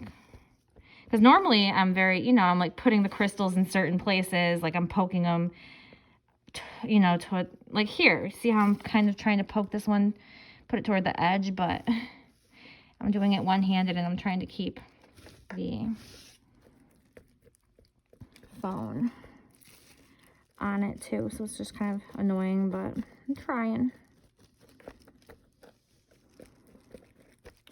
All right, so I feel like I probably poked down there enough and got any air bubbles out. I moved them around a little.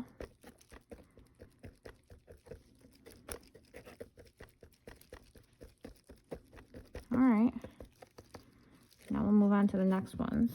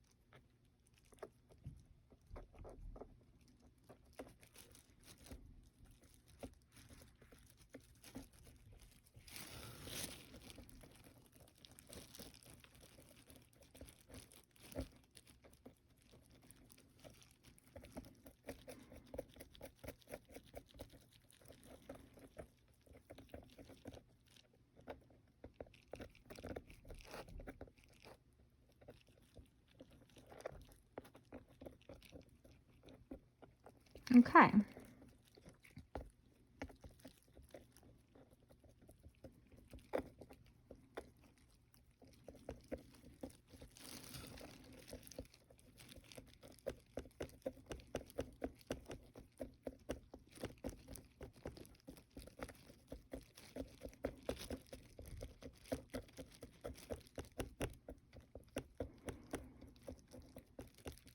Okay, I feel like I got all the air bubbles probably out from underneath.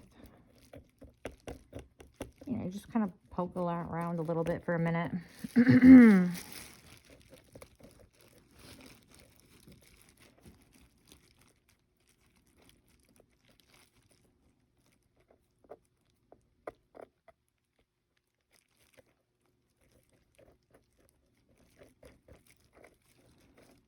So yeah, we did Himalayan salt, azomite, selenite. The quartz powder we'll do in a little bit. Maybe I'll put some metal in and then some quartz powder, just because the powder, I just like the look of these crystals, and I don't know if the powder will make it cloudy, and I want to try to make them pretty, but it doesn't really matter. That's just something I do for looks. I could throw the quartz powder in right now, and that would be totally fine. I could have just put aluminum in and then threw all these ingredients in on top of the aluminum, because now it wouldn't have mattered. You know how we didn't want the SBB coil to touch the metal? It wouldn't have touched because the resin was hardened, and the organic material, the resin, was the only thing that was touching the SBB coil, so it would have separated the aluminum. So we could have just started with aluminum. Hopefully that makes sense, what I just said. But this is just what I do for looks, like I said.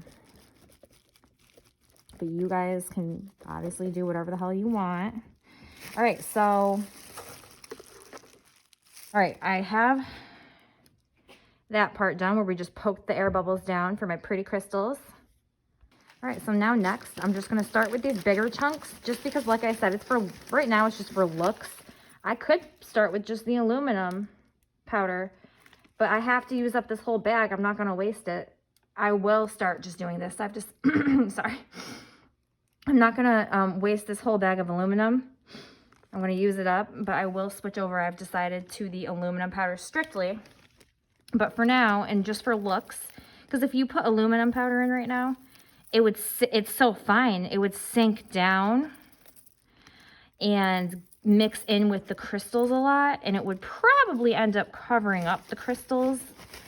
It might look cool, I don't know, but I just want to do it the way I normally do, so that's what I'm doing. But I'm just making it clear, all your options, like you guys could totally just throw in aluminum powder. You didn't have to do it the way I did it. This is just my own preference.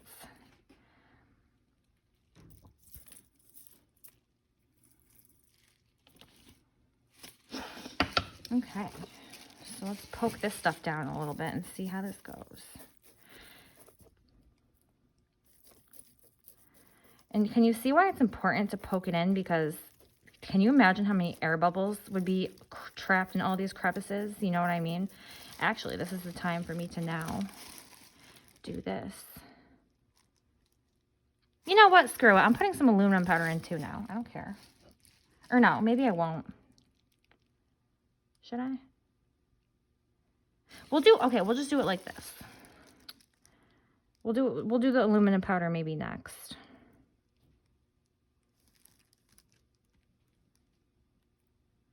But like I said, it's nice to save a little bit and pour it on top so that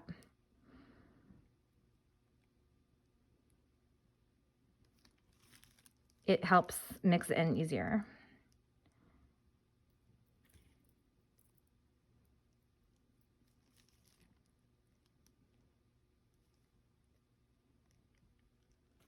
Yeah, I think we'll save the aluminum powder for the next pour and just do strictly the aluminum powder next, maybe.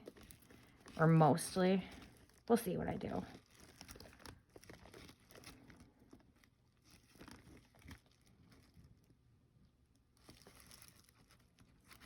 Start with that. There's still some resin, so I might even be able to do more. A little bit. Okay. Now I just start poking this in. Like I said, getting rid of air bubbles.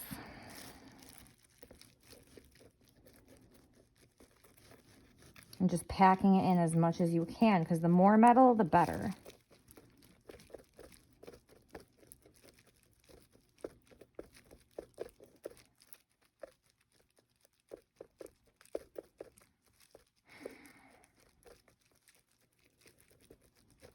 I don't even know why I have my mask on if I'm not doing the aluminum powder. I guess I didn't know. I thought I was going to do some aluminum powder. Maybe I can. You know what? I'm going to do a little. Let me just do that before I get too far, because I might as well just mix it all together at once. So, little goes a long way. Start with this one. This is the aluminum powder. You can see it's very, very fine.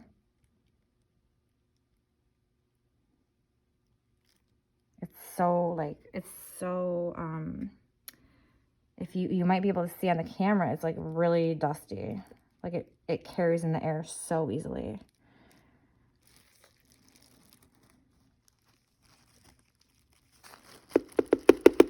Oh my gosh, I don't know if you can even see it. I hate it. I have my mask on though, but I honestly would like my more intense mask, but then you guys probably wouldn't even be able to understand me when I'm talking.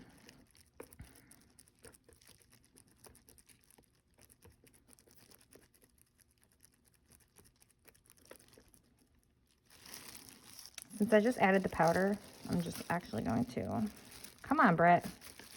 One-handed Orgone is not easy. Yeah, I'm just going to see. I'm going to put the phone down so I can just scrape the rest of this resin, and then I'll pick it back up. All right.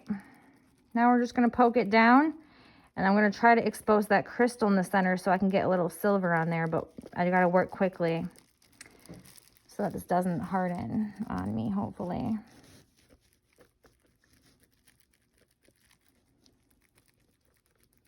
because I do want to get some silver on top of that crystal. It doesn't really matter if there's any other metal on there too. Like if that aluminum powder's on there, that doesn't matter. I just want to definitely get some silver right where that crystal is. It's just what, oh, see how powdery that is? You got to be careful. Gentle, like swirls, pokes, whatever.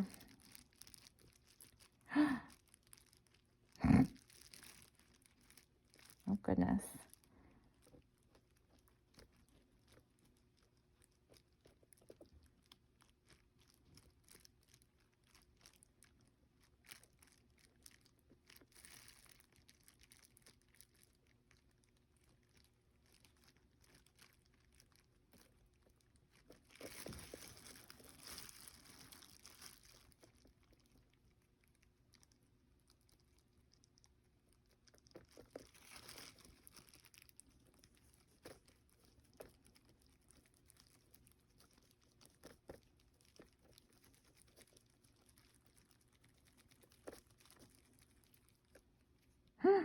I do not like when that happens. Sorry. Oh God, it's coming toward me. Hopefully my mask.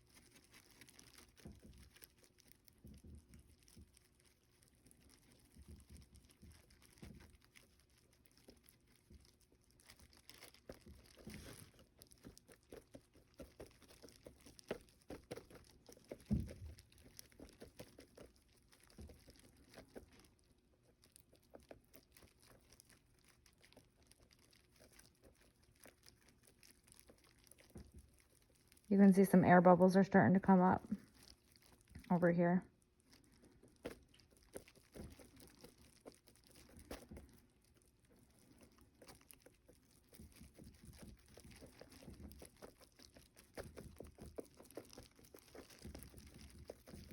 When I put the silver on, I don't know how I'm going to film myself doing that. I have to probably put it on the tripod. So I don't know how well you guys are going to see it, because I cannot do the silver with one hand, I don't think. It's so hard to work with, the silver. Like, it's not that hard, but the silver leaf is definitely a little bit annoying. It can be. All right. This one's pretty good right now. If you can see, it's pretty mixed in. So we're going to move on to the next one and let air bubbles come out before we come back and put the silver on top. Now let's move on to this one. Got to do gentle swirls, gentle dabs, whatever we got to do to get it in there as gently as possible.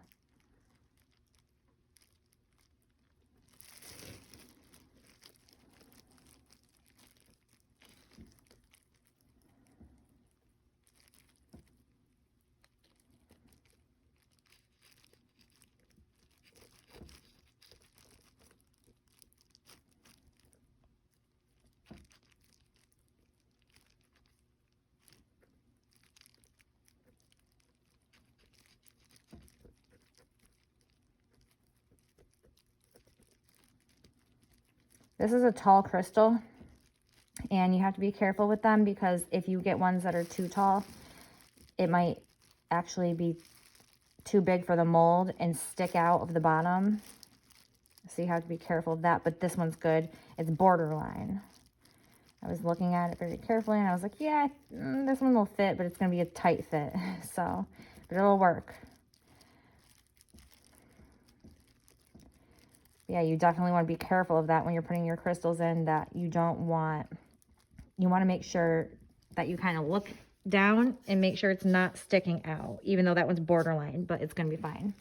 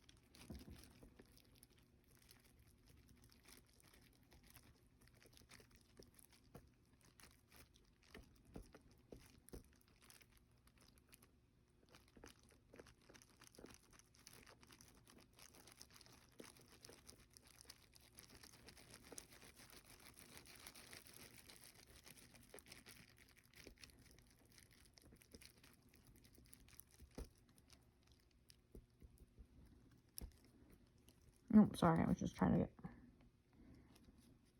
closer to see.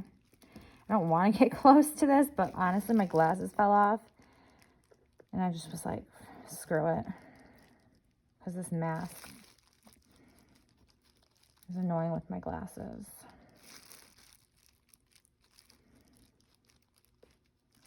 Normally, I like to wear my more intense mask, but then you seriously wouldn't be able to hear me talk. It would be more difficult and more annoying to make this video. So that's the only reason why I'm not.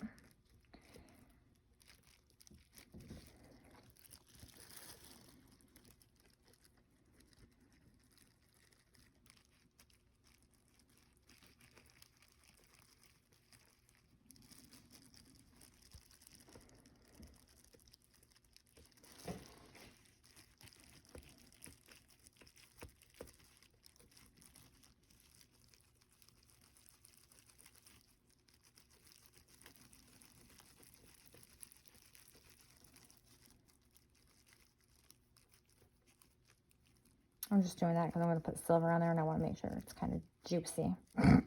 Juicy. And I feel like this needs some more juice over here, so I'm going to move a little over there. Some more juice.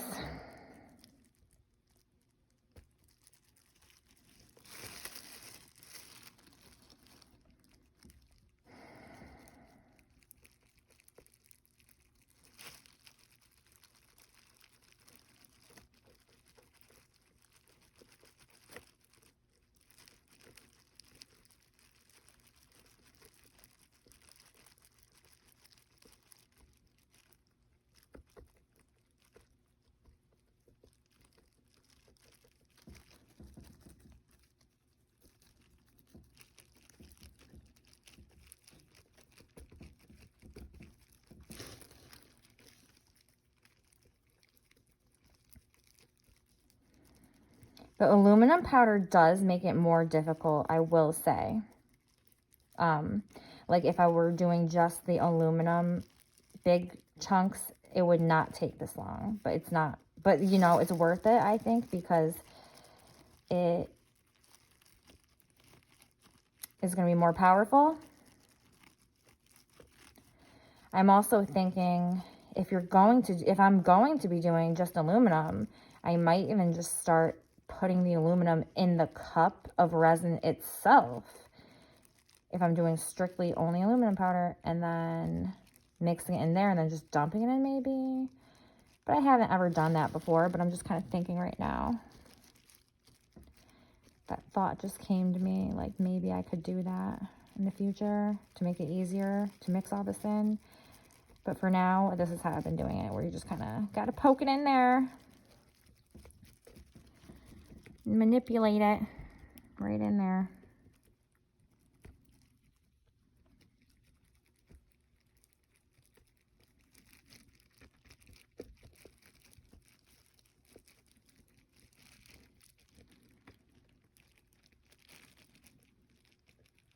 All right, I feel like we got most of this. Good.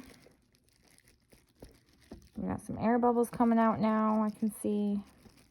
So we'll move on to the next one and let any air bubbles come out of this one.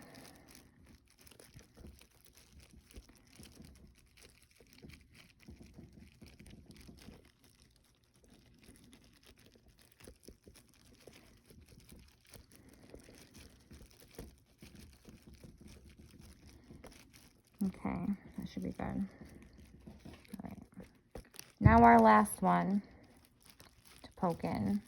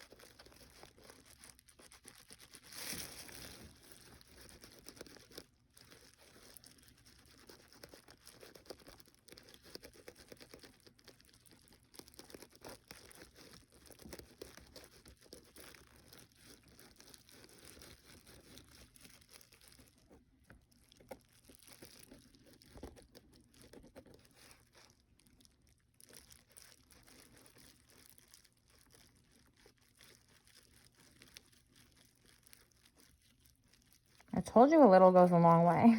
I could have even put a little less in here to start, and it would have been a little bit easier to mix in. But you know what? At least it's going to be super freaking powerful, I can tell you that. Because it's going to be an extremely nice ratio. We're packing in the metal, like I said.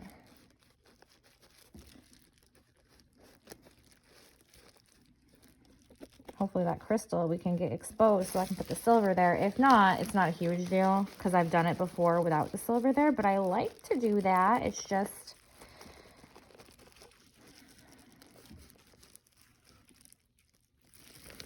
it'll happen. It'll happen. It's just taking more time because I put a lot of aluminum in. Probably because I'm one-handing it. So it's harder to and I didn't have my glasses on. But I'm trying.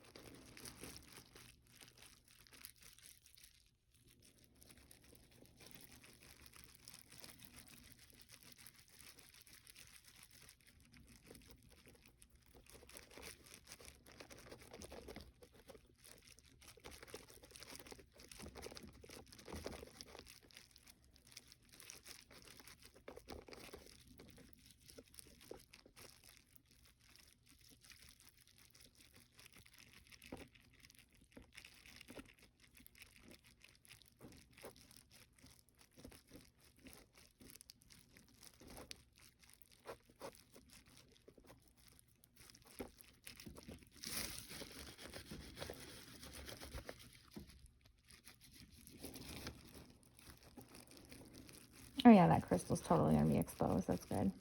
We still can put the silver on. I should have did the silver first, just to get it on there, but whatever.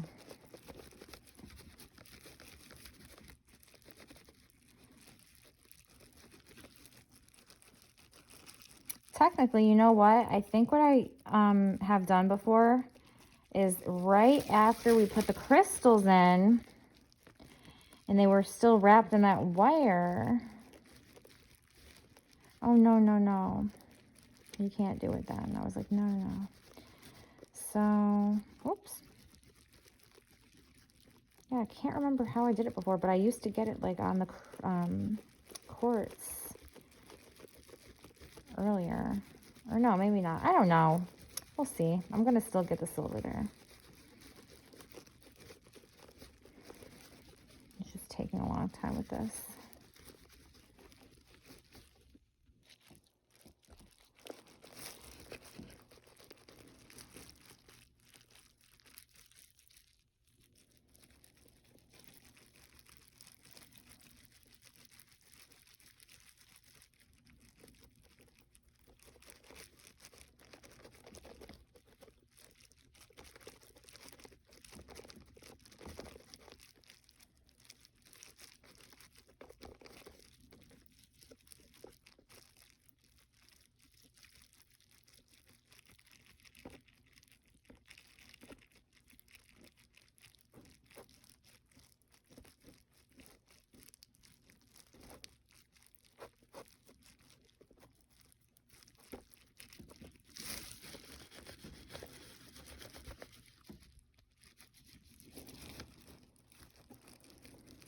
Oh yeah, that crystal's totally going to be exposed. That's good. We still can put the silver on. I should have did the silver first, just to get it on there, but whatever.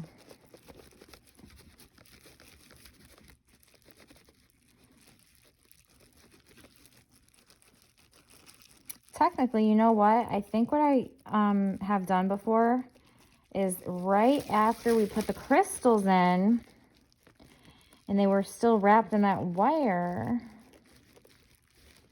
Oh, no, no, no. You can't do it then. I was like, no, no, no. So, oops. Yeah, I can't remember how I did it before, but I used to get it like on the quartz earlier. Or no, maybe not. I don't know. We'll see. I'm going to still get the silver there. It's just taking a long time with this.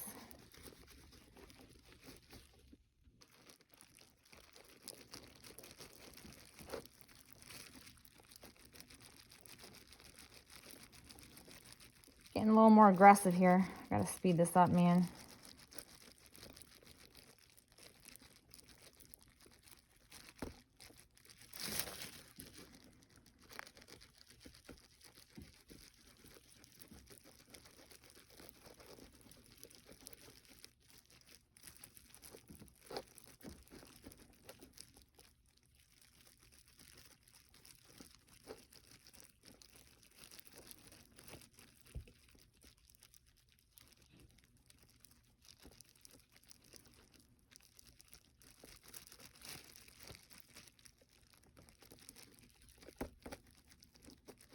Getting there.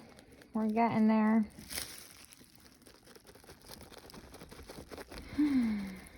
Almost there. Almost there.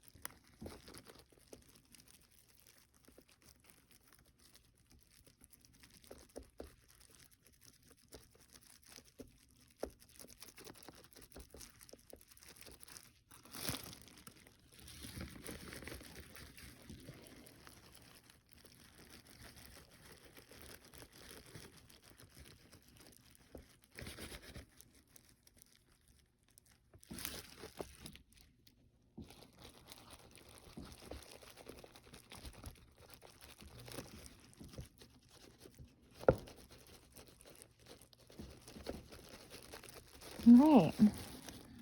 Kind of feel like we're done with this poking.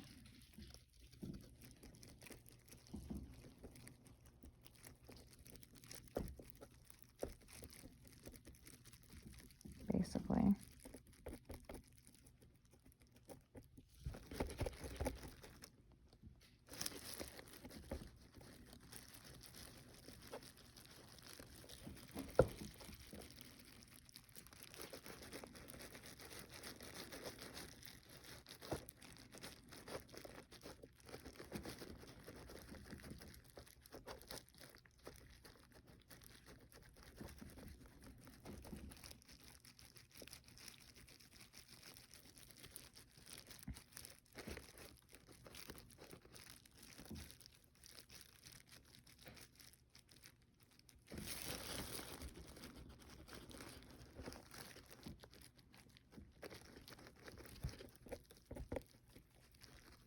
Just to expose that crystal a little bit more, because I want to make sure I put some silver right on there.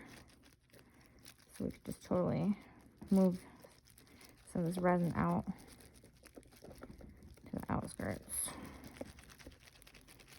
All right. I think that's good.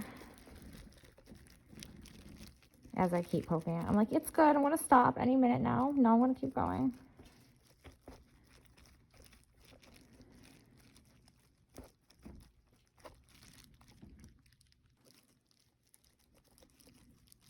All right. So now it's time to put the silver in. All right, so I have my silver leaf and I have the page peeled back. The pages peeled back to my you know, those are all empty ones that I already used. This one, I would use my hands. I'm trying to do it one-handed. Normally I just use my hands, but now I'm like, I have a sticky glove on one hand. Let me take a second. Okay, so I had to use my hands for this. You can see how delicate this paper, this silver leaf is. I'm going to now, I feel like I have to do this two-handed, so let's put the camera in a different angle. All right. Let's get a nice 432 hertz going. And okay, I'm gonna just start doing the silver leaf now. So, trying to do it in view of the camera, hopefully. I use something to hold back the paper, something heavier to hold back the light paper, and now I gotta get in there and get the silver. You know, it's kind of annoying because, you know, your gloves get sticky, the freaking tweezers get sticky, but... So I press down, I open it up, I press down with the other hand and rip off a little bit. If you don't press down with the other hand, it's gonna be horrible. So now I'm just gonna set it right on top of the crystal. There we go. So I'm pressing down, but I'm gonna release a little bit more paper. It's silver leaf, but I don't know, I'm calling it paper. Silver leaf. And it condenses right down onto that crystal.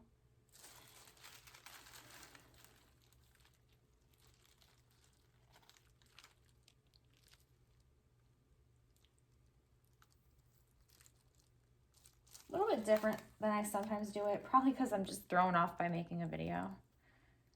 But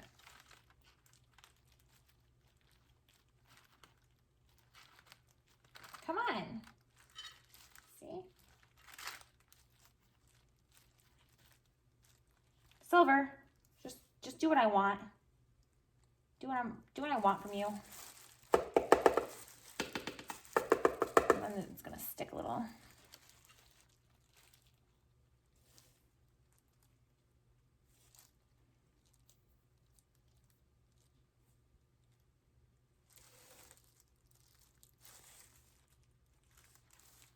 We'll do a little bit more.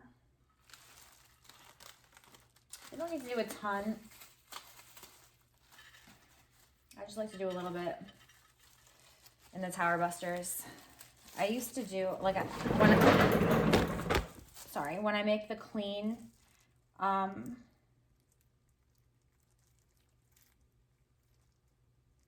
I'm not even speaking properly.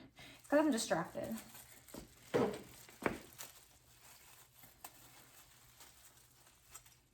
All right, I feel like that's good for the silver. Do I want to put more?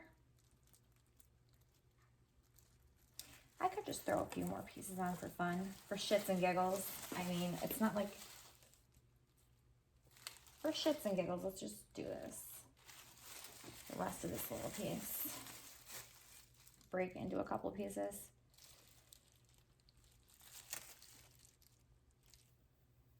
We'll do one piece just here randomly. It doesn't have to be on the crystal. Let's just...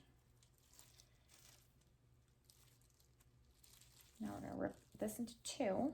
Put one over here, just add a little more silver, why not? Since there was only a little left there anyways. In my pretty Orgone, I usually put more than this, especially in the pyramids, but, and you could put more than this in the Tower Busters if you want, but like, silver's kind of expensive. I just want a little bit strategically in there. So that's it for the silver, but I'm gonna show you from a different angle what else I do. All right, so we have the silver that I just set on these, but now, focus. It's not like 100% on there, so I'm just gonna like poke it just a little. Get it on there a little more.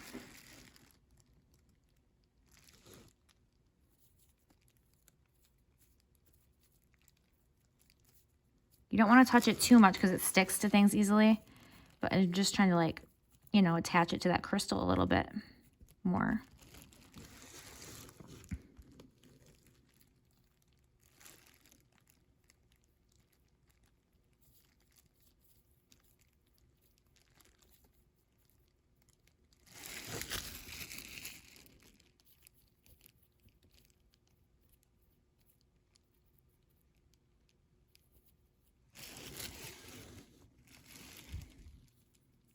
Okay, I feel like that's attached to that crystal now. Let me just...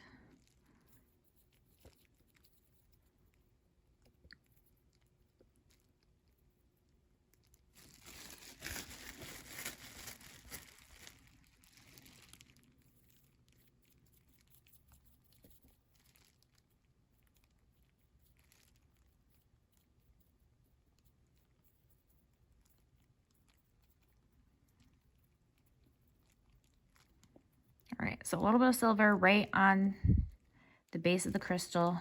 And then there's a little bit, a little chunk over here too. That doesn't really matter.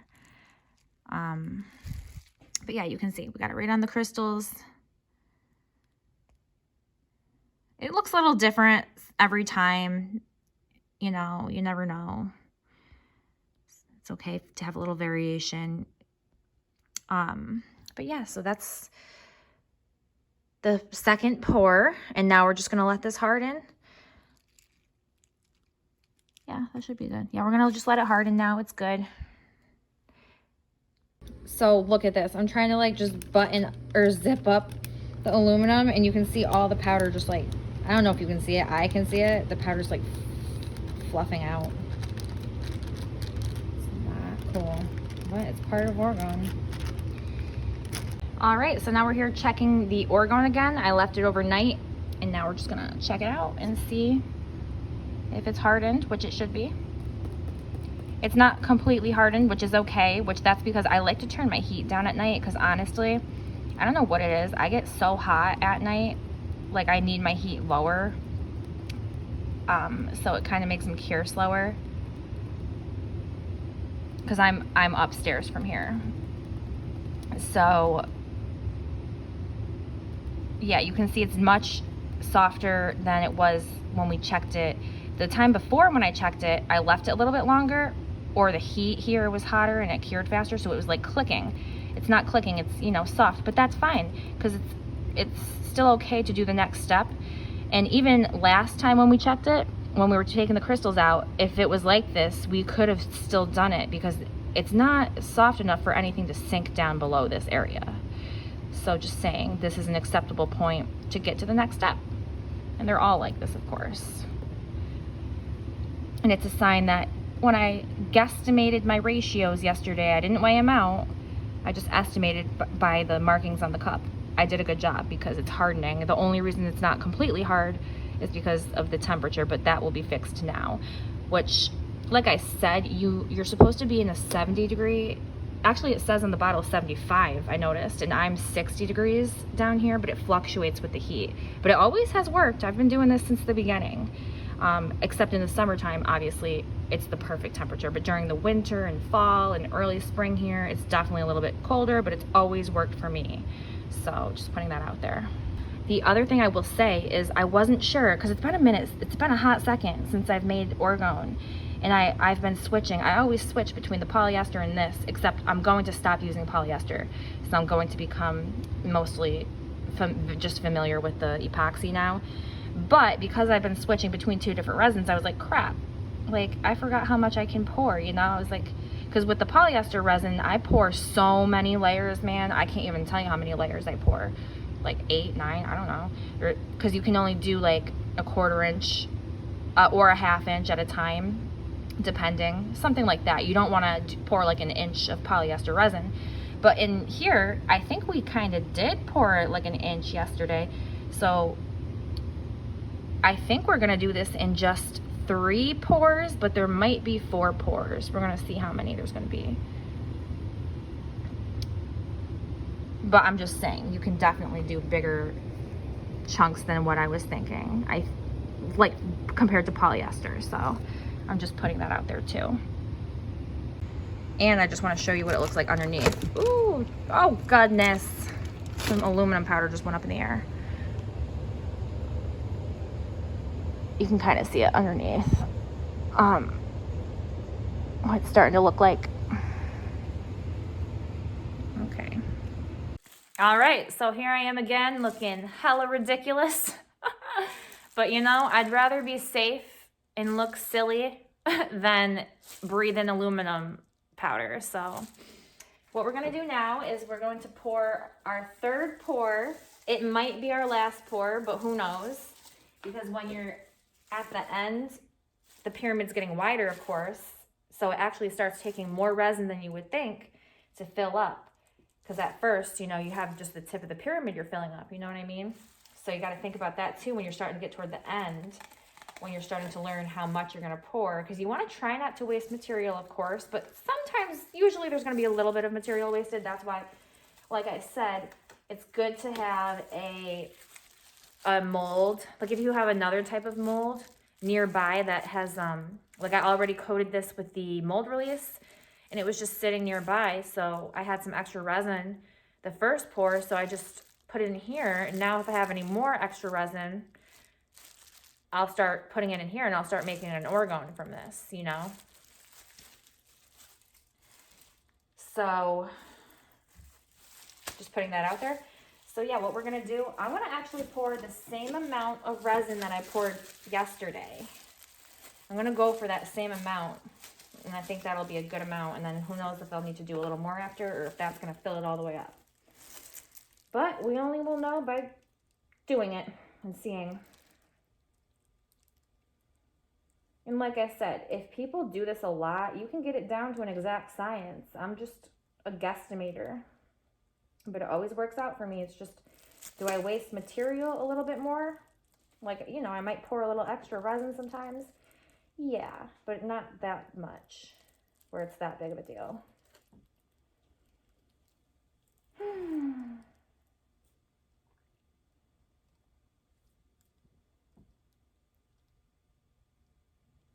I really shouldn't have put my mask on yet. Well, I kind of want to put my mask on because, like, there's aluminum powder everywhere. And you never know. There's probably, like, small amounts of it constantly circulating right now until I clean it all up. Come on. Especially because I should have brought this upstairs so that it was a little bit easier to come out because it was colder down here. So now it's harder to come out.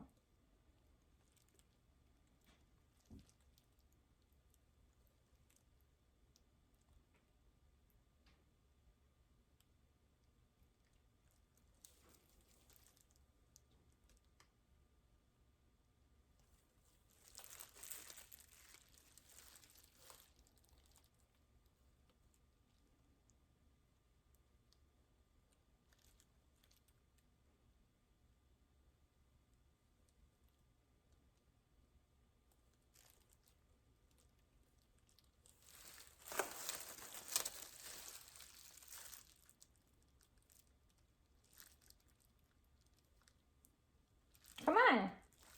You can do it. You can go faster. Yeah, next time I'm going to bring this upstairs so it comes out faster. If there is a next pour.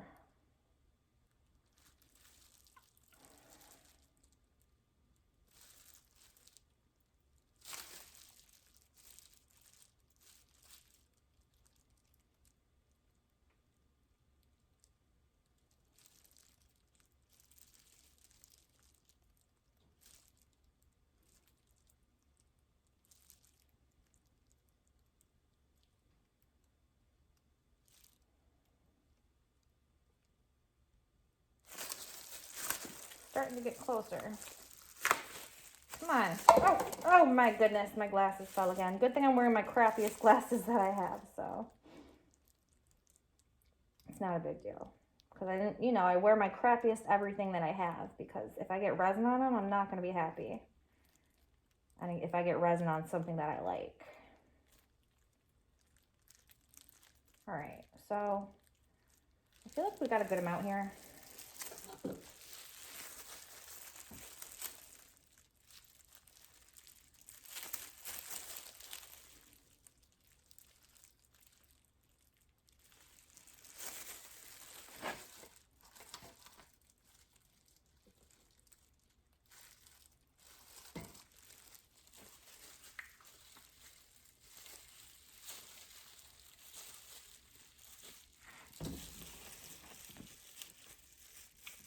Getting the cap back on nice and tight. Come on.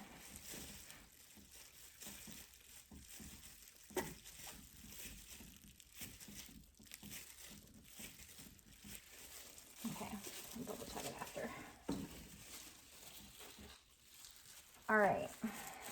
Let me get my glasses back on my face.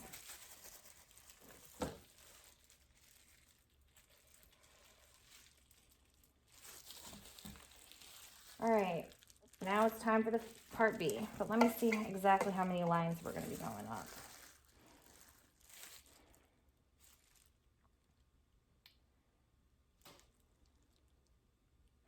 Should I do more? Maybe we'll just stick with this, and then if we do a last layer, it might just be a clear layer. I think this will be good. So,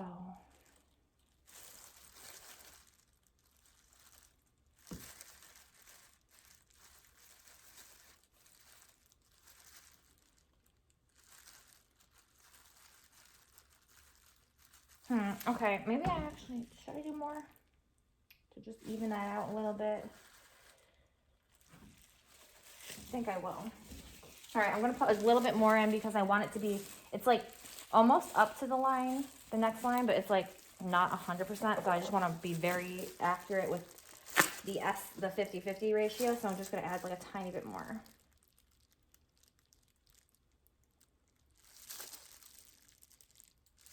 Tiny little bit more.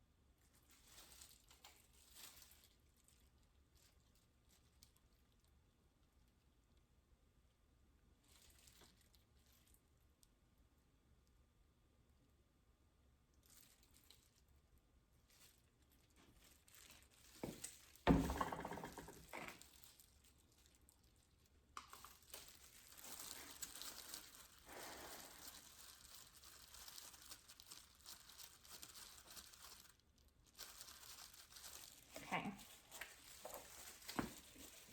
All right, so now we're up to that line, just a little better, a little more accurate. Now let's match it.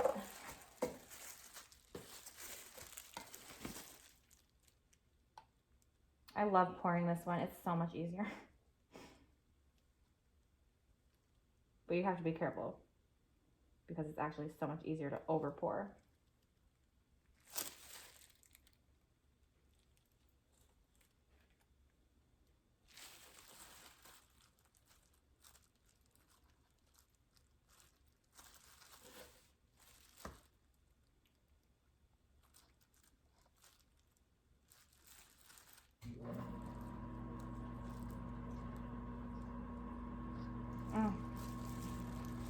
Sorry, it was just close.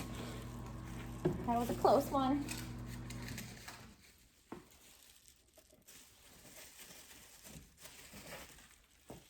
I keep forgetting to bring my paper towels down.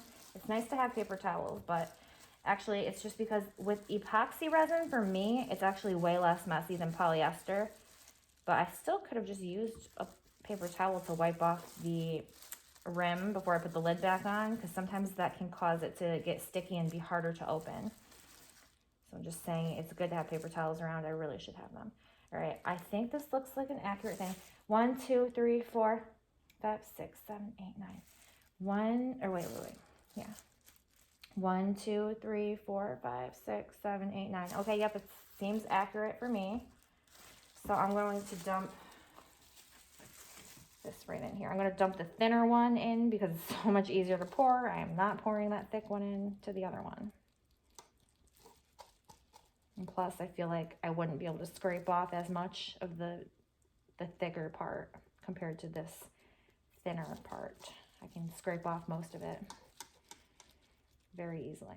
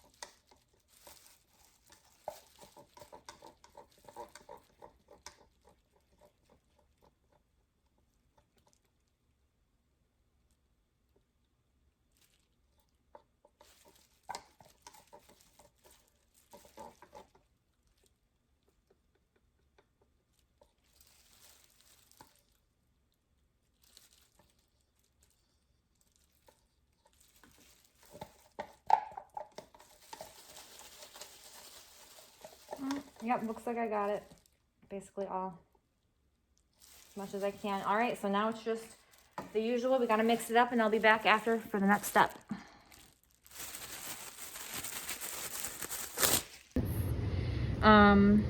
There's still some air bubbles, but like we know, they come out. And plus, if you wanted, you could use a little, what do you call it?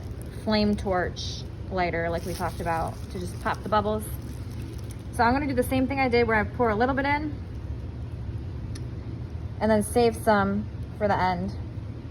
You know, I put a little bit in, and then we're gonna throw some of the metals in, and then we're gonna put some resin on top, and I feel that that just helps mix it in better. It helps keep air bubbles reduced to a minimum. So that's why we do that.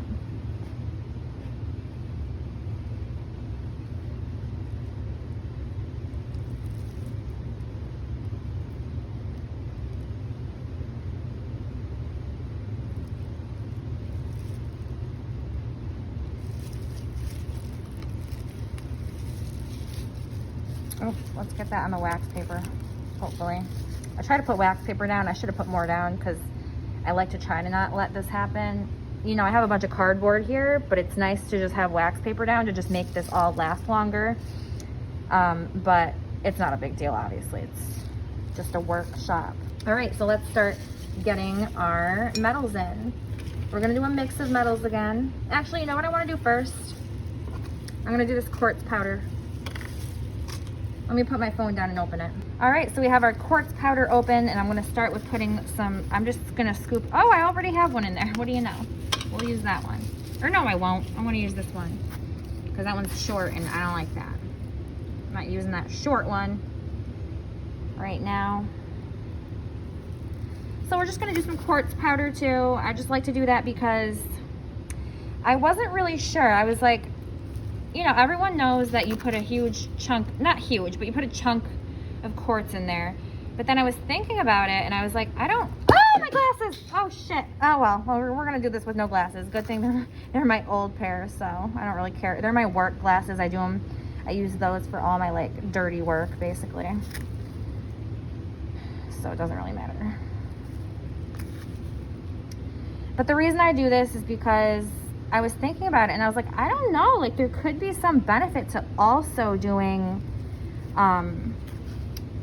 powdered quartz, especially because I'm not sure like how they make our cell phone screens, because our touch screens on our cell phones, those are piezoelectric. I was like, I don't know if it's like a huge slab like a quartz crystal, or is it like a powder that's like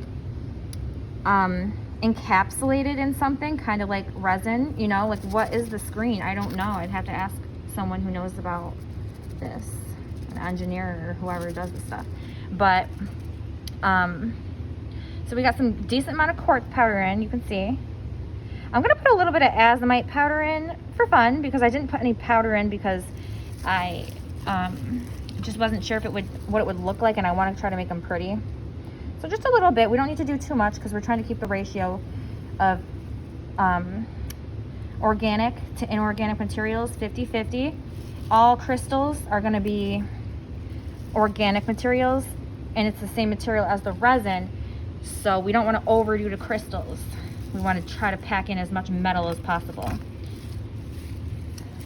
So yeah, now I can put the metal in on top of this. We're gonna do a mix again. So I'm gonna do a little bit of this.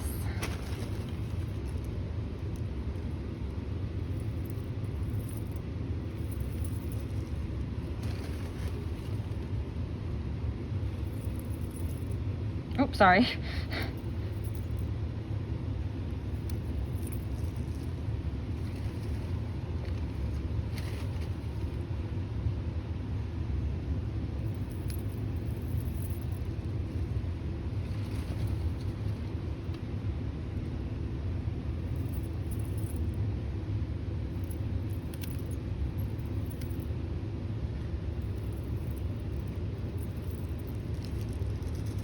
All right, now I'm gonna put the aluminum powder in, but I actually have to open it, so I'll be back.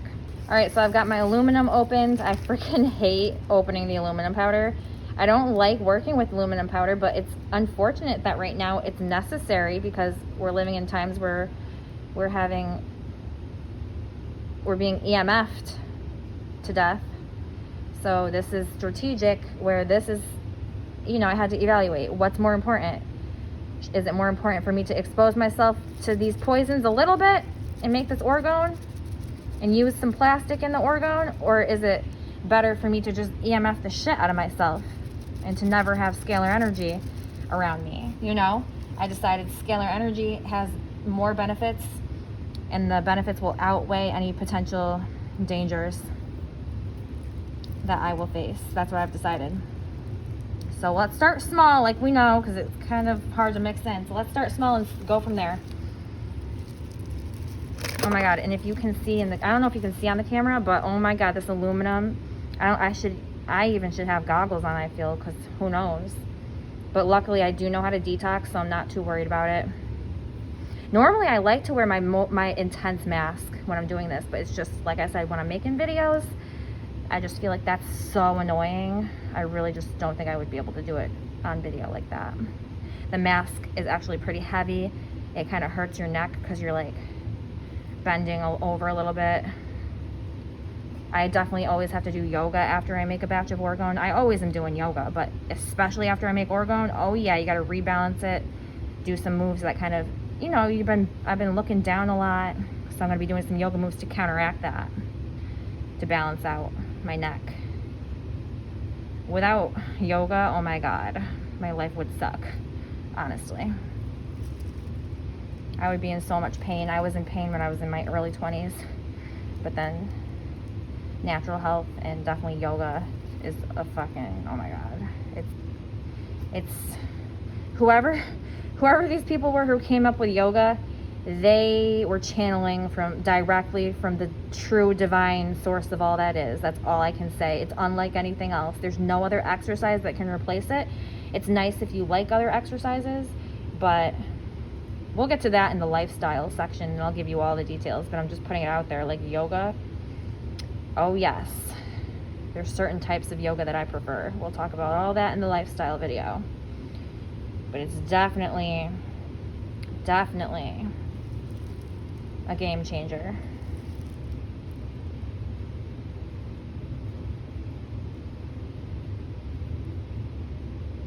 All right, I'm gonna just put the rest on after when I have both hands, because I got most of it out. So now we're just gonna start poking this stuff in like we know.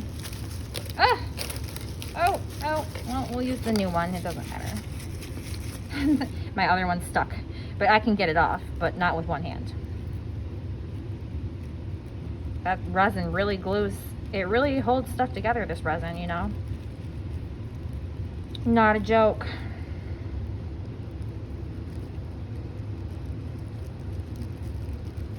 I'm gonna start in the places where it is a little bit more liquidy looking, and then I'm gonna work the powder into those areas to make it a little bit easier and quicker. I gotta remember not to step on my glasses after this. I do like to have them.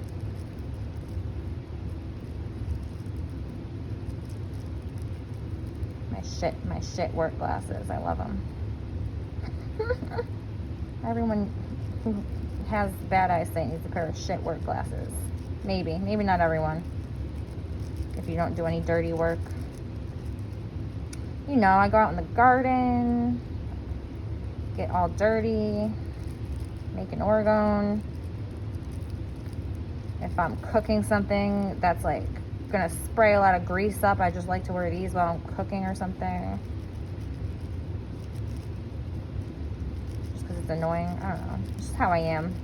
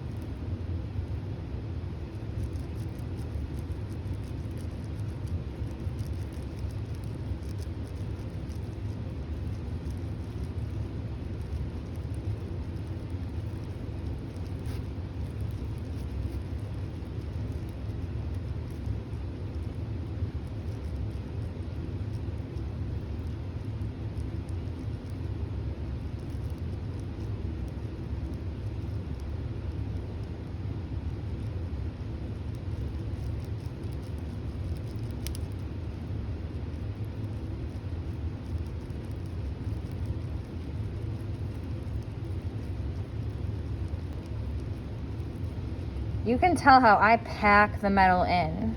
Not everyone who makes Orgone does this and is willing to spend the time sitting here packing it all in. And also, sometimes it's because they're being cheap.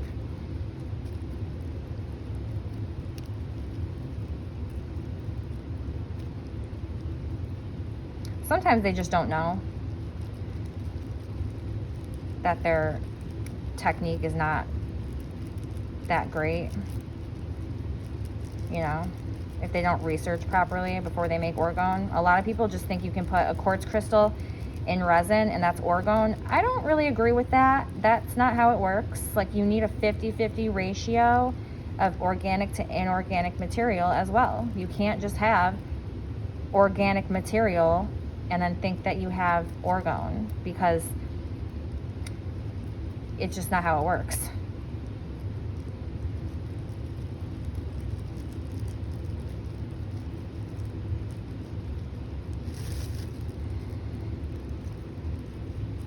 Someone said to me recently, they said, because I told an Orgone creator, I was like, hey, your Orgone, I don't really think that's functional. I hate, and I know, I kind of knew I might trigger this person, but I have to say it because I'm here to help humanity actually get results. And even though it might trigger this person, I'm doing something good for her.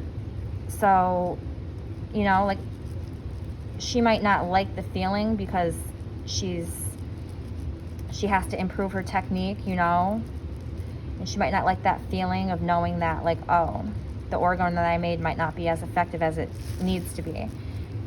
But ultimately, I'm helping her, because how long would she have just kept making shitty Orgone if I didn't tell her, you know? And I'm here. I can't, you know, I just can't ignore it anymore when I see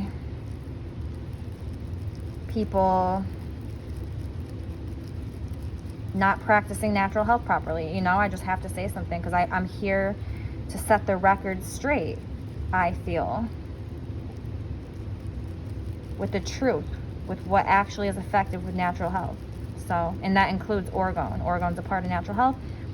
And I clearly, so far from my experiments I've been doing, I'm very confident my Orgone's effective, so I think I know what I'm talking about. And that's also what she said to me. She was like, until you make Orgone that's a 50-50 ratio, like, don't say anything to me. Once you do that, then you can come back and school me. And I was like, I've been making Orgone that's powerful for 5 years, and here's all my information, here's my links. So I'm pretty sure I know. I wasn't trying to be rude to her. It's just, I don't know, I get annoyed because I know everyone thinks they know. When people start getting into natural health, they love it, they get excited, that's great, and everyone thinks that they're an expert. I don't know why, but that's just how people are. Me, and I know people think the same about me, they're like, oh, this little girl, because I look young, I'm actually 30, I'm gonna be 31 soon. And a lot of people think I'm much younger. I've actually, seriously, I've had like a 24-year-old and a 26-year-old like try to get with me lately. I was like, why are these children trying to talk to me? I'm just kidding. Where was I going with this? Oh, I know people think that I'm just like some little female that read this stuff on Facebook once. But no, I've actually, there's something about me. I don't know how I got the skill. I mean, I chose to do this. I was blessed, but I also took the action, and I've been thoroughly researching, and I don't know, I'm just different. Where other people, I know everyone thinks they're an expert, but for me, like, I'm one of those rare people who actually walk their talk. And like Zayla says, and she will tell you in the testimonial when we do that, Zayla always says, I'm the real deal, baby. I'm the real deal. She's worked with she saw naturopathic doctors a little bit, Zayla, and she was saying, compared to anyone else I've ever talked to, Brittany, you're something different and you're the real deal. So I'm just like pointing it out there to people. I don't know, it's just rants coming up because we're just sitting here poking stuff, so why not have a little chat while we're poking some metal.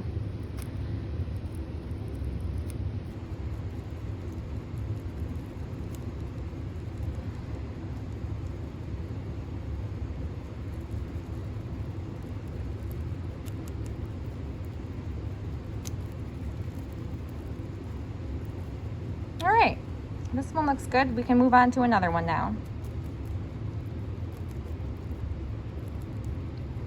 Let's go right over to this one. And luckily, it already started to sink in quite a bit. Since I went a little bit lighter. It's better to go lighter on everything, like earlier. So that was a good lesson, you know. So earlier I put in a little bit too much powder. It worked out. It's gonna make it super powerful, but it was kind of pushing it where it was making it a pain in the ass to mix in. You saw that. We were there for quite a bit, and it was just a little bit more of a pain in the ass. There was more aluminum powder popping up in the air, which is not good. So it's definitely better to start small, and then you can always add more as you go. We're gonna check back after I mix them all in, and then if it looks like the metal has sunk down and there's more room, then I will put more in, depending on that. But we're gonna start small this time so that it's not such a pain in the ass.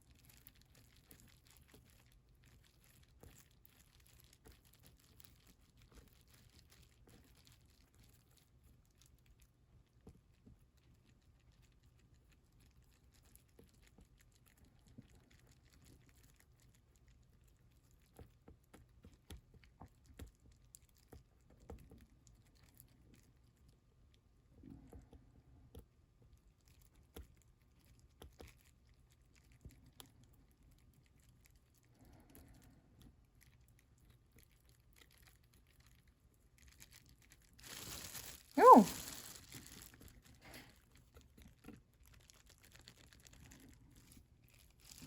Oops. I wasn't realizing because I'm like looking at the phone and I'm not paying as close of attention as I should, but it's harder on the phone.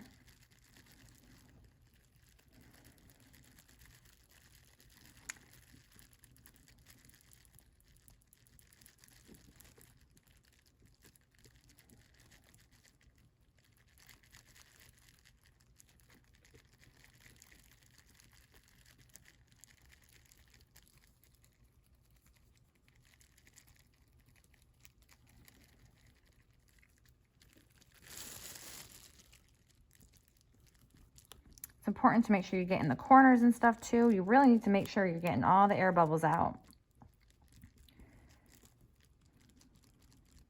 And you're really mixing everything in properly so that there's no, you know, you want a solid pyramid. You want that smooth energy.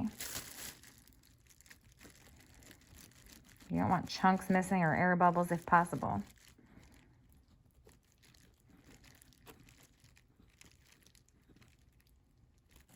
a little bit of air bubbles inside the pyramid is no big deal. I'm talking like if you didn't mix the edges properly and there was like some powder kind of not mixed in with the resin, you know, and it was just kind of a little bit of an air bubble or something, that would, or a chunk missing, that would not be good. So, you know, you got to make sure you get into every crevice, make sure you're poking it in there.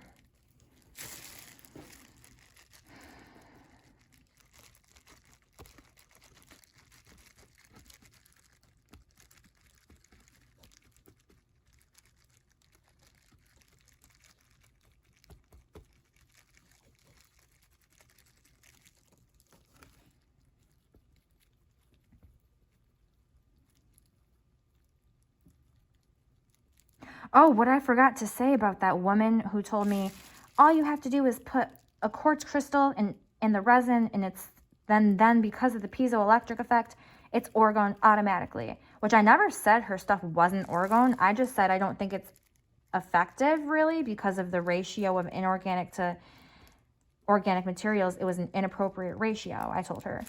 And then she was telling me, no, that's not true. You just, and not only was it an inappropriate ratio, she also was putting huge chunks of metal, like pieces of metal that were very large, not small shavings, which you can sometimes put larger pieces in. But according to Ken Rolla, and I really trust him, he's who, him and Sharon Daphna, but Ken Rolla is who taught Sharon Daphna. So I take Ken very seriously when it comes to orgone, and he says that to make it the most effective, you need very fine metal shavings because of the Casimir effect. That's what Ken says, and I just trust him. My intuition is telling me that this is the truth. Like, trust Ken for this. I disagree with Ken in some areas, like veganism, or he's not a vegan anymore. He says he's mostly plant-based, which is funny because I knew. When I first saw him, he was promoting veganism, and then I was like, nope, I'm not doing that. Like, I've been there, I've done that, I've done my research, I know that's wrong. And then later he came out, I saw a video like a year later or so, and he was like, oh, by the way, I can't keep my bone density proper without some dairy and some ghee. So I'm mostly plant-based now, which I respect. He's not attached to dogma, so I definitely respect that. And neither am I.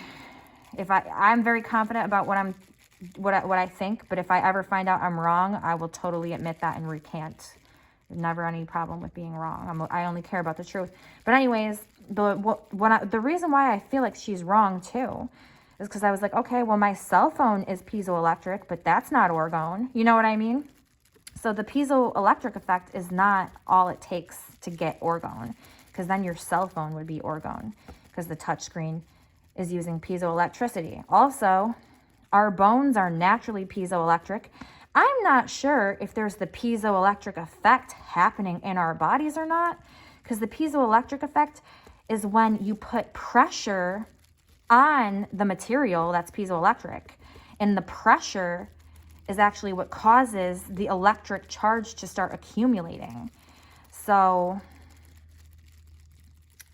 I don't know if in our bodies, if there's some type of pressure being put on our bones that's activating the piezoelectric effect inside us or not. So, you know, but you know what I mean? Let's say we were piezoelectric, our bones, like it's activated or whatever. We're not, I guess in a way we are orgone energy, but you know what? I don't know. Maybe she's right, but overall my intuition is telling me you still, according to Wilhelm Reich's research, and Ken agrees with this too. Ken says the same thing. And so does Sharon Daphna. They all say you have to minimize the clear space. You have to have a 50-50 ratio of inorganic to organic materials. So I'm just ranting about this because, I don't know, we're just sitting here poking things, so why not?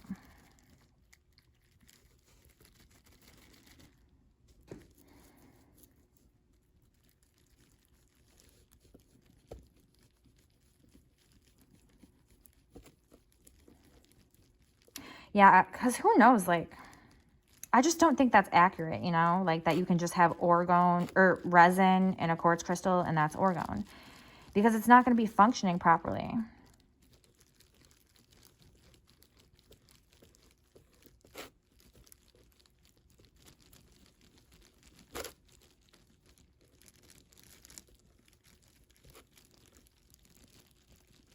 personally, I just wouldn't do it. And I would never sell that to anyone.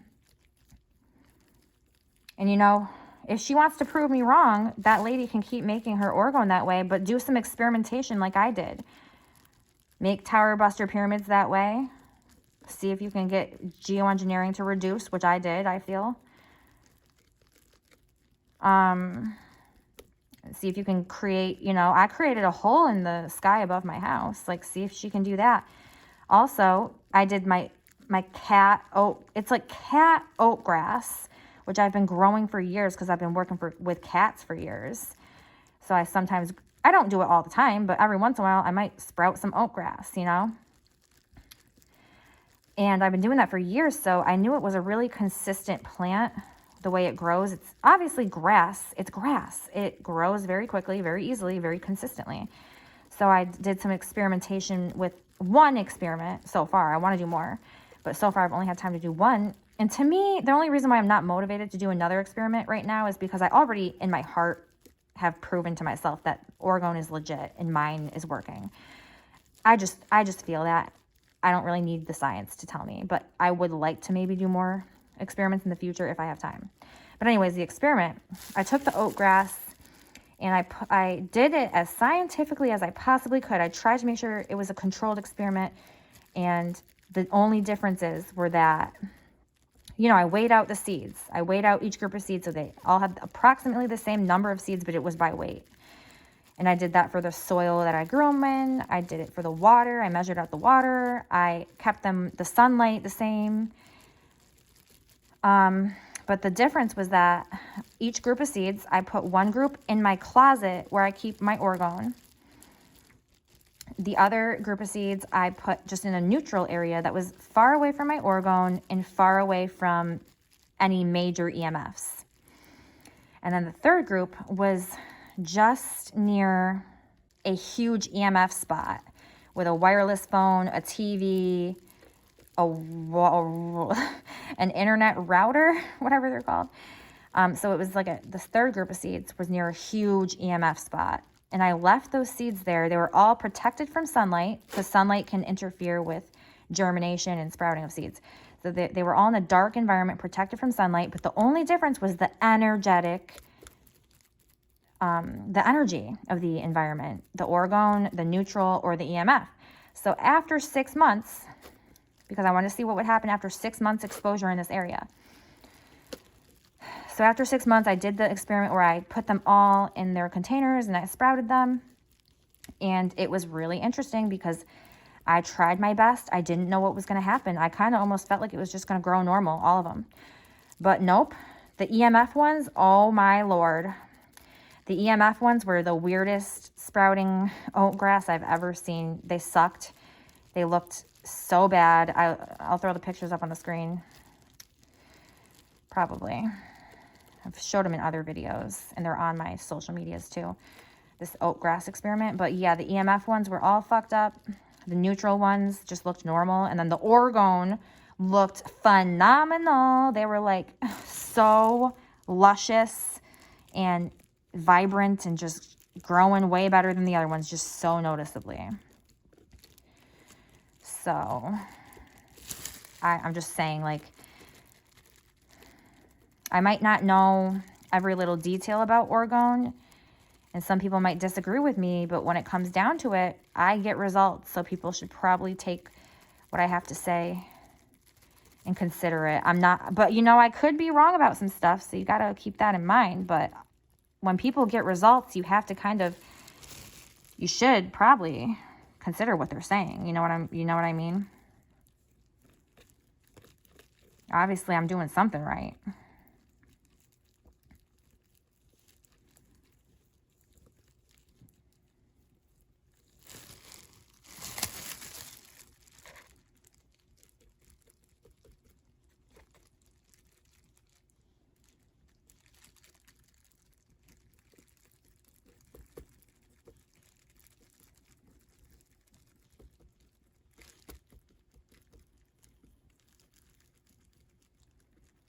And also keep in mind, I'm being gentle. Like, I am tapping the edges and whatnot, but I'm also trying to be gentle. Like, I'm not digging into the plastic.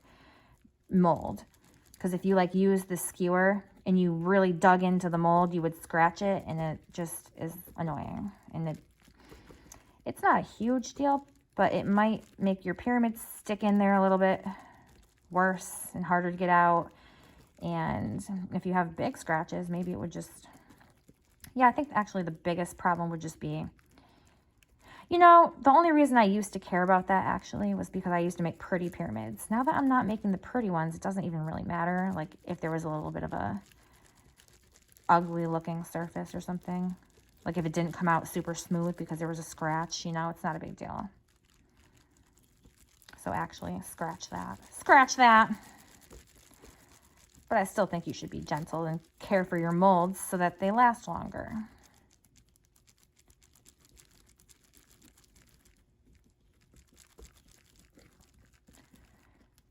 Yeah, the technique for the pretty pyramids is definitely quite different. It's similar to this, but definitely different. Different type of resin, different processes, different techniques.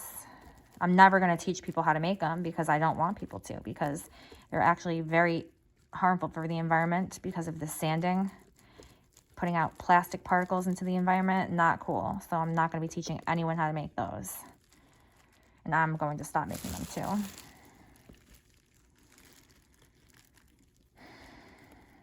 Stick with epoxy resin, people. Plus, you don't want to expose yourself. Trust me.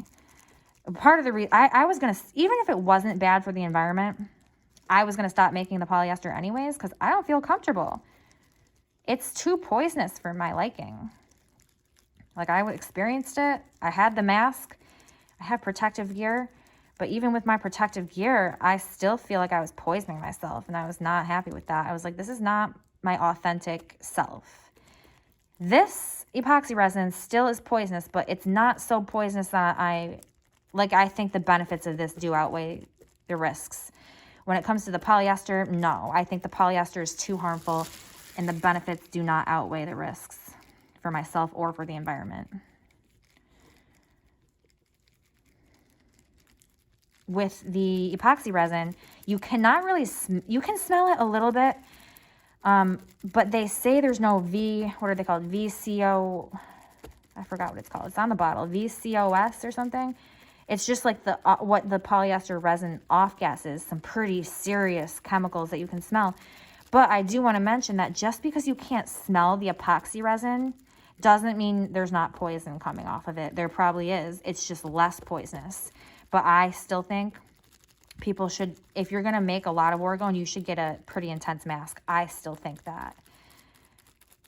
You could just start out in a well-ventilated area, and I have done that, and I'm doing it right now. But I'm also a very badass detoxer, so that's the other reason why I'm not so worried. But at the same time, I am, because just because I can detox doesn't mean I should poison myself, because it will shave time off my lifespan. So, yeah, I'm technically probably shaving, but not very long. I don't think I'm shaving that much time off my lifespan, but who knows? Probably am a little bit, but it's necessary, unfortunately, because of these Nazis. I think they're Nazis. That's just my opinion. These Nazis and commies that I think teamed up. Because of them, I have to do this, because they're setting up a bunch of cell phone towers. They're EMFing us with them. They're doing the geoengineering. They're holding the geoengineering pollution in the sky with them. So I do feel that I need to do this right now. And then the very day that humanity takes back control and we can start deassembling these cell towers, or at least maybe using technology that isn't incompatible with our bodies and harming us and harming the earth, the minute we can do that stuff, I'll stop making Orgone. But until then, we need Orgone, I think, strategically. I'm not really a fan of the plastic. I want to look into see if there's some kind of tree resin, because tree resin, I thought I heard of a tree resin that they kind of made into something like epoxy resin, but it's from a tree. But it's like, when I saw it a while ago, I thought it was like white. Like it's not clear, it's white. But I would be willing to do that. I don't care what it looks like. So I got to track that down again when I'm ready to buy more Orgone. Or I mean epoxy. then I'll see if I can find that other tree resin and see if I can do that and if it works. Because before, the only reason why I didn't was because I was like, oh, I want to make the pretty ones because that's what people want. But then eventually I just realized I don't care what people want. I'm going to do what's good for people. What's good for the environment and what's good for people. I don't care what they think they want. I'm going to tell them what they need. I'm just kidding. All right, so we're just doing a little more poking, going through the old ones that we just did. See, that quartz crystal is going to be pretty close to the top. It might even be exposed at the end. Not exposed coming out of the resin, but we might be able to see this little thing through the resin, the clear. I'm going to probably do, you can see it's almost full, but it's not quite full. So I'm going to pack this full of metal. And then we're going to do probably one last little layer on top, and it's just going to be a clear layer once we pack this one full and get this one hardened, if you know what I'm saying.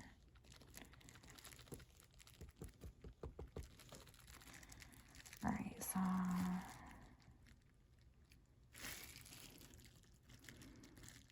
all right, I am going to add a little more.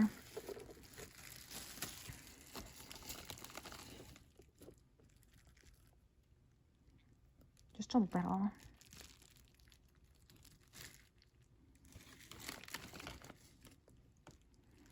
I feel like I can get away with it.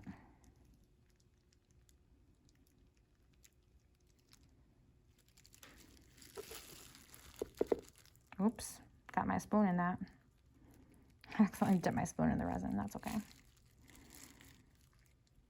Oh God, I hate this aluminum powder so bad.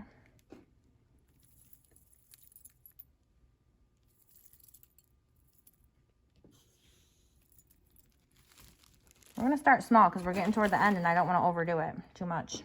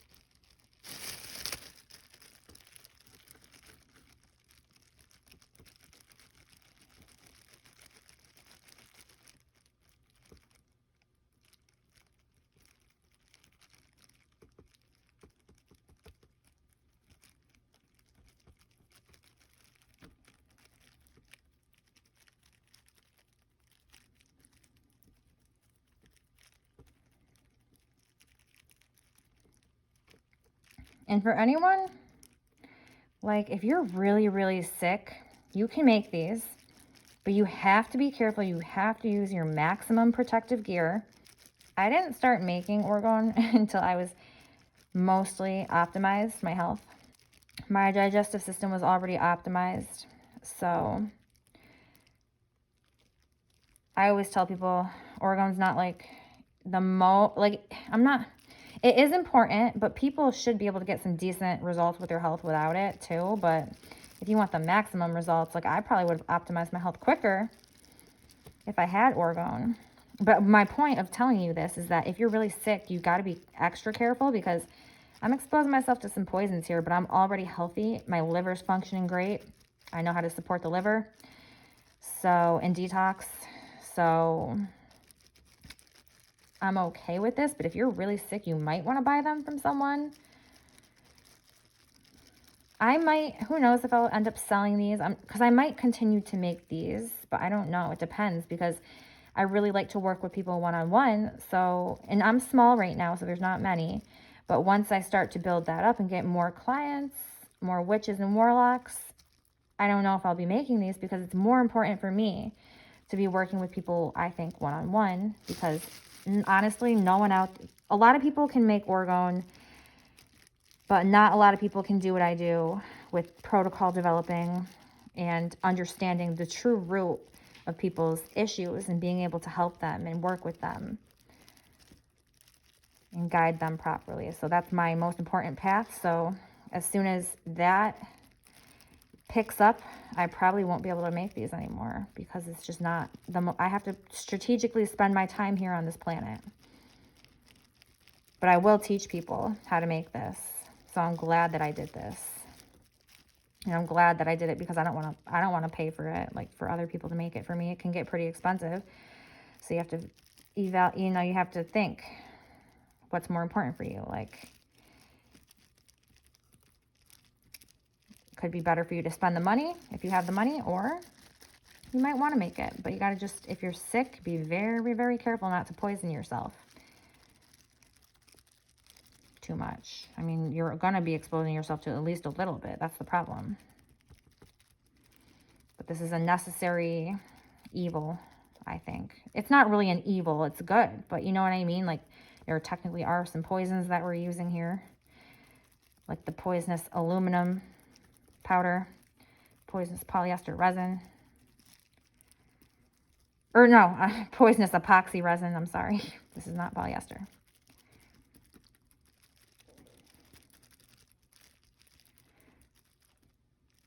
Which polyester resin, by the way, since we're just having a little chat here, Zayla, that's actually one of the reasons why I was like, oh my God, we were meant to work with each other. Because you'll hear about all this in the video with Zayla, but she was making Orgone for a while too. She was using polyester resin, and she poisoned herself with it because she wasn't wearing the proper protective gear. And that's one of the reasons I was like, oh my God, we were so meant to work with each other, because I've been studying how to detox the polyester resin because I'm exposing myself to it, and I knew I was poisoning myself a little bit. So I wanted to be confident that I wasn't going to cause any long-term harm to my health. So I was researching, like, what can I do to maximize the chances that my body's going to detox this out. So when I met her and she's telling me she has a dry cough that the doctors can't explain, it won't go away. It's been there for like at least a year, maybe more. Or like, I think we'll ask her, we'll double check. It might have been a couple years that it was there. We'll get her in the testimonial. We'll double check with that, because it's been a while since her and I were working. I have to refresh my memory on that, how long it was that she had that cough. But it was a dry cough. Nothing was coming out of her lungs. The doctors were like, we don't know what's wrong with you. You want to shove some tubes down your throat? But luckily her and I met, and she has some heart palpitations going on that the doctors couldn't explain, and they wanted her on a heart medication, but she didn't want to take it. So we met at the perfect time. And then I was like, oh my God, if anyone can help you with detoxing that stuff out of your lungs, because I told her, if you were working with polyester resin with no mask and you were breathing that in and you were doing that for some years, that is a huge problem. Her doctors told her, no, that wouldn't cause a problem. When you look at the side of a polyester resin bottle, there's warning signs all over it. What do you mean breathing this in will not cause a problem, docs? Like, what do you mean? Like, please. And your patient is displaying respiratory distress. She breathed in a toxin, and you're going to tell her that she's fine and it has nothing to do with it? Please. How do you know that? Like, how can you even proclaim that it has nothing to do with it? If anything, they should have told her, we don't know, like.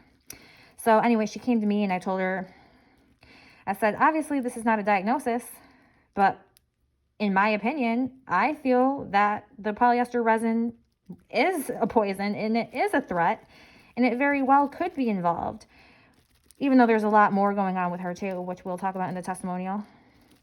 So we did start working together, and it's awesome. Oh my God, I'll put this thing up on the screen. Because I was telling her, I was like, I'm pretty sure you probably have some liquid plastic vapors stuck in your lungs, clogging up your lungs and your body, because you're not setting the right conditions right now. Doesn't know how to get it out. So you're sitting there coughing, coughing, coughing. Nothing's coming out. It's because you're not setting the conditions to allow your body to detox it. So let me assist you and we'll figure out how to do that. And we did, and she coughed up this like chunk out of her lungs. She was coughing up phlegm for a while, but then one day this big chunk came out, and we don't know what it is. And the doctors, I don't think they ever tested it, because I told her, hey, you could have them test it and see what it is, because I want to know if that's plastic right now. Because I was like, is this lung tissue or is that plastic? Or is it lung tissue that's clogged with some plastic poison and your body strategically decided to eject it now that we're setting the proper conditions and your body can do that?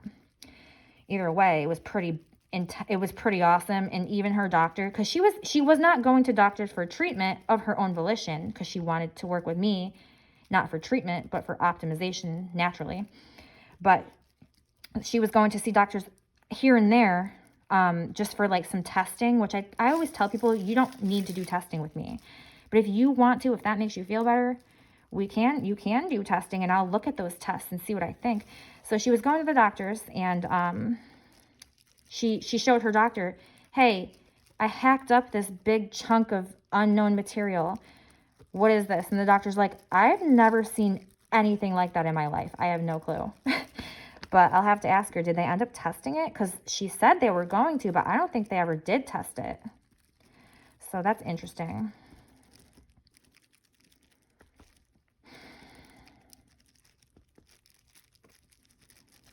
All right, this is nice. We got this one all packed in. Great. Fantastico. Now we'll go to the middle one.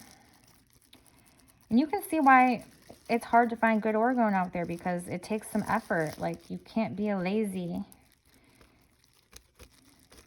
You got to put in this effort, and you got to,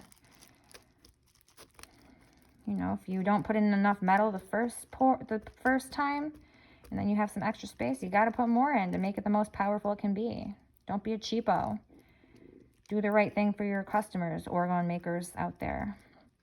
And charge what you have to charge for the proper functional device. You're doing a disservice to your customers if you're cheaping out on them. Make them pay for whatever is going to benefit them. You know? Obviously, you try to make it as affordable as you can. It's not like you're going to intentionally make it more expensive, you know? But you got to do it. You got to charge what you got to charge. Kind of like my health business. I got to charge what I got to charge to perform properly, you know? You do have to be doing pretty well to work with me. That's why I also make my free videos. But if you're feeling like you're financially abundant and you think you could benefit, but if you're kind of stuck right now, you've hit a plateau with your health, and you feel like you could benefit, definitely meet up with me, and I can show you my offer that I have for you. If you're interested in a year-long program, I'm only interested in people who are ready to like seriously switch completely to natural health and are ready to freaking go and ready to get some serious results. So that's why I do a year-long program. So it's a little bit intense, but I'm here for people who are like me. I'm intense, I'm full on, and I'm here for other people who are the same. And anyone else, you have my free videos to reverse engineer, but I do always ask, if anyone does reverse engineer me, just come back and tip your witch at some point if you feel abundant enough. Although, if someone's like seriously struggling, and you don't have that much money, I'd rather you never tip me and just spend your money on high quality food, drop pharma profits, and that's fine, because that's just, I would prefer that over you feeling like you had to tip me and then you're struggling, and that's going to cause stress, and, you know, maybe you won't be able to afford something that you need. You know, that's not what I want, but I'm just putting it out there to people who are abundant. Tip your witch at some point. If you receive value from me, and especially if you if you optimize your health, you know, you do some crazy shit, you know, equal exchange me.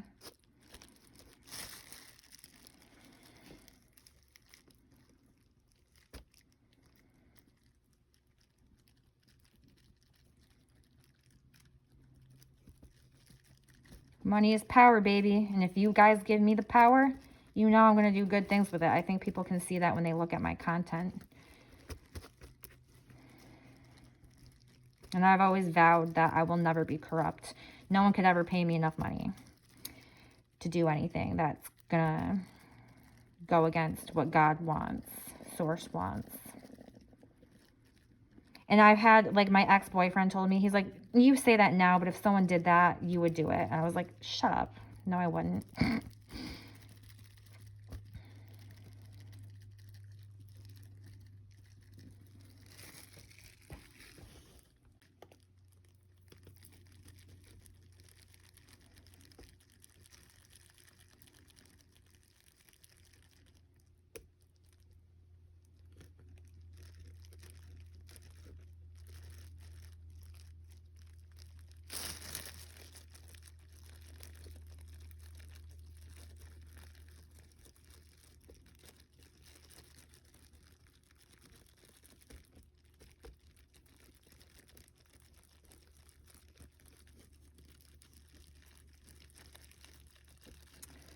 All right, we're on the last one here.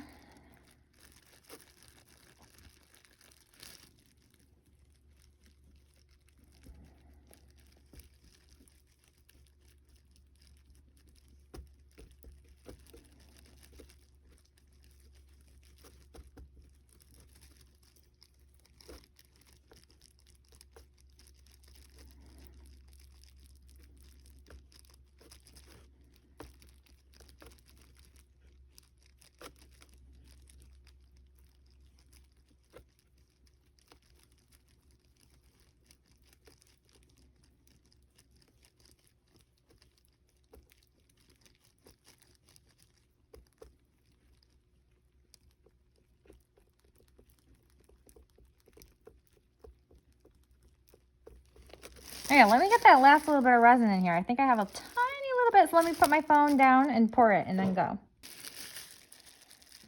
Oh yeah, this is kind of random. I was just thinking. I just poured the resin on the last little bit that was in that cup that I had left over just in case. So I was just thinking, I did change my gloves. I only changed, this is my second pair of gloves. So I'm only going to use 2 pairs of gloves for this Orgone. I'm just saying, okay, people who have shitloads of money, you can just waste all your gloves. But for me, I'm not saying,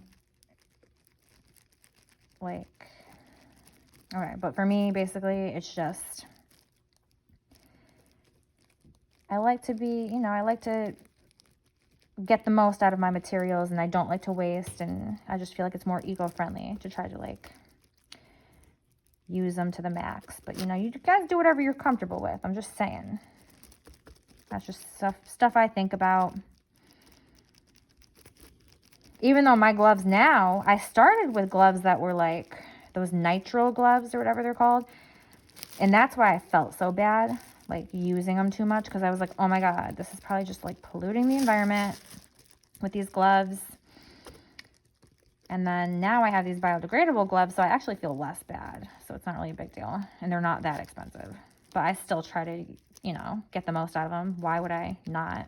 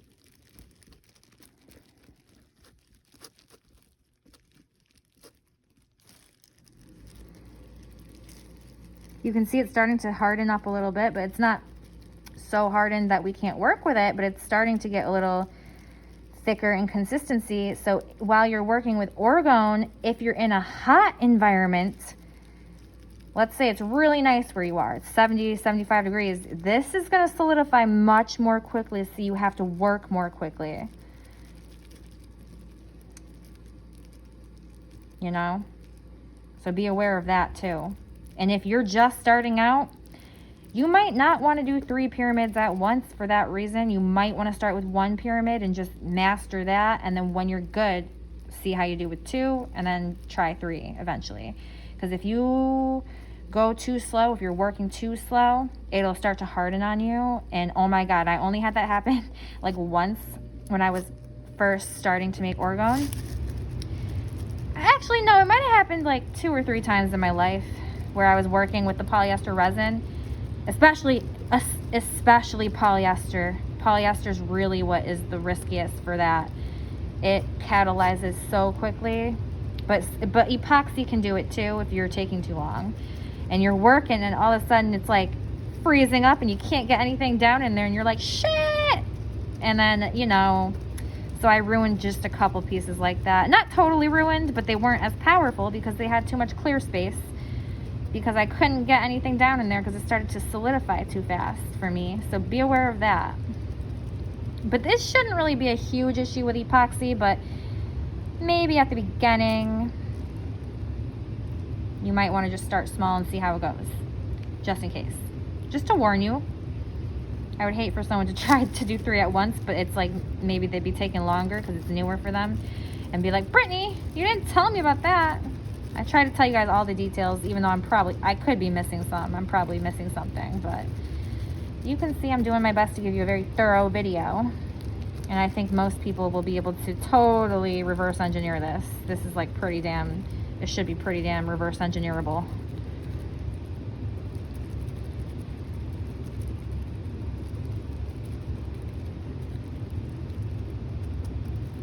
Plus, there's tons of other people out there teaching about Orgone and how to make it. That's how I learned.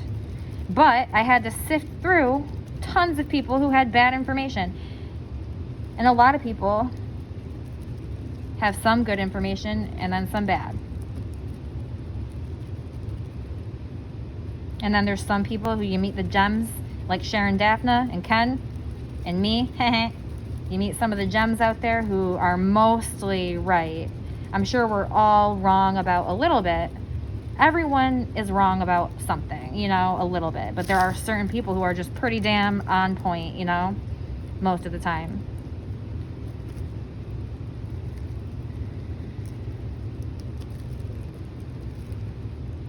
And I believe that's what I am, and that's what I'm here to do. And that's why I can help people accelerate their results. Although people who work with me one-on-one, you're going to extra accelerate your results, I think. And you're going to be more well-trained because I'm going to be working with you on your unique situation, and we're going to be working so closely together, and I'm going to be doing my best to teach you everything I know because I don't want repeat customers. That might happen. Like if when I work with people one-on-one in my program for a year, I want you to go off and be on your own and be able to maintain this. But let's say sometime down the line, let's say a pathogen comes in your family and like, you know, you're doing lots of good things with health, but let's say one of your family members or you get sick with some kind of pathogen and for some reason you just can't figure out how to kill it. I'm hoping most of my witches and warlocks will, and they won't ever need me again. But what if there's just some people who need to consult with me again every once in a while? That might happen, but overall I'm hoping that most people who work with me are going to leave with some serious skills and never need me again. And maybe even some of you will go off and start teaching or doing some kind of work with this stuff. That's my hopes of doing this. That's why I'm here to work with intense people too. Because I might be, who knows what's going to happen. I might be even working with the people like who are meant to become witches and warlocks that are like, you know, doing the stuff I'm doing. I don't know exactly the type of people that I'll be working with. We'll see as we keep going and I get more people.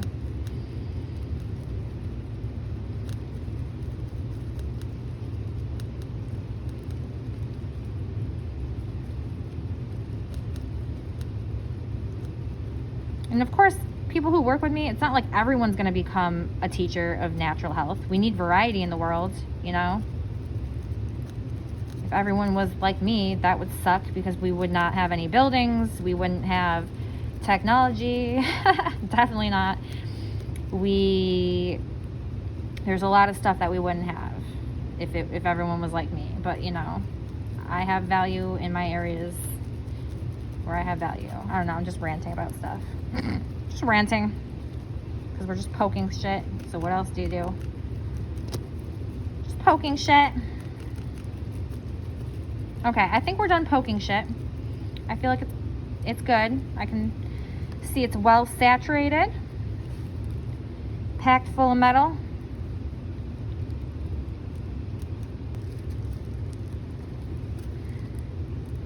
I'm just filling this area in. I'm moving some of the resin from this area back.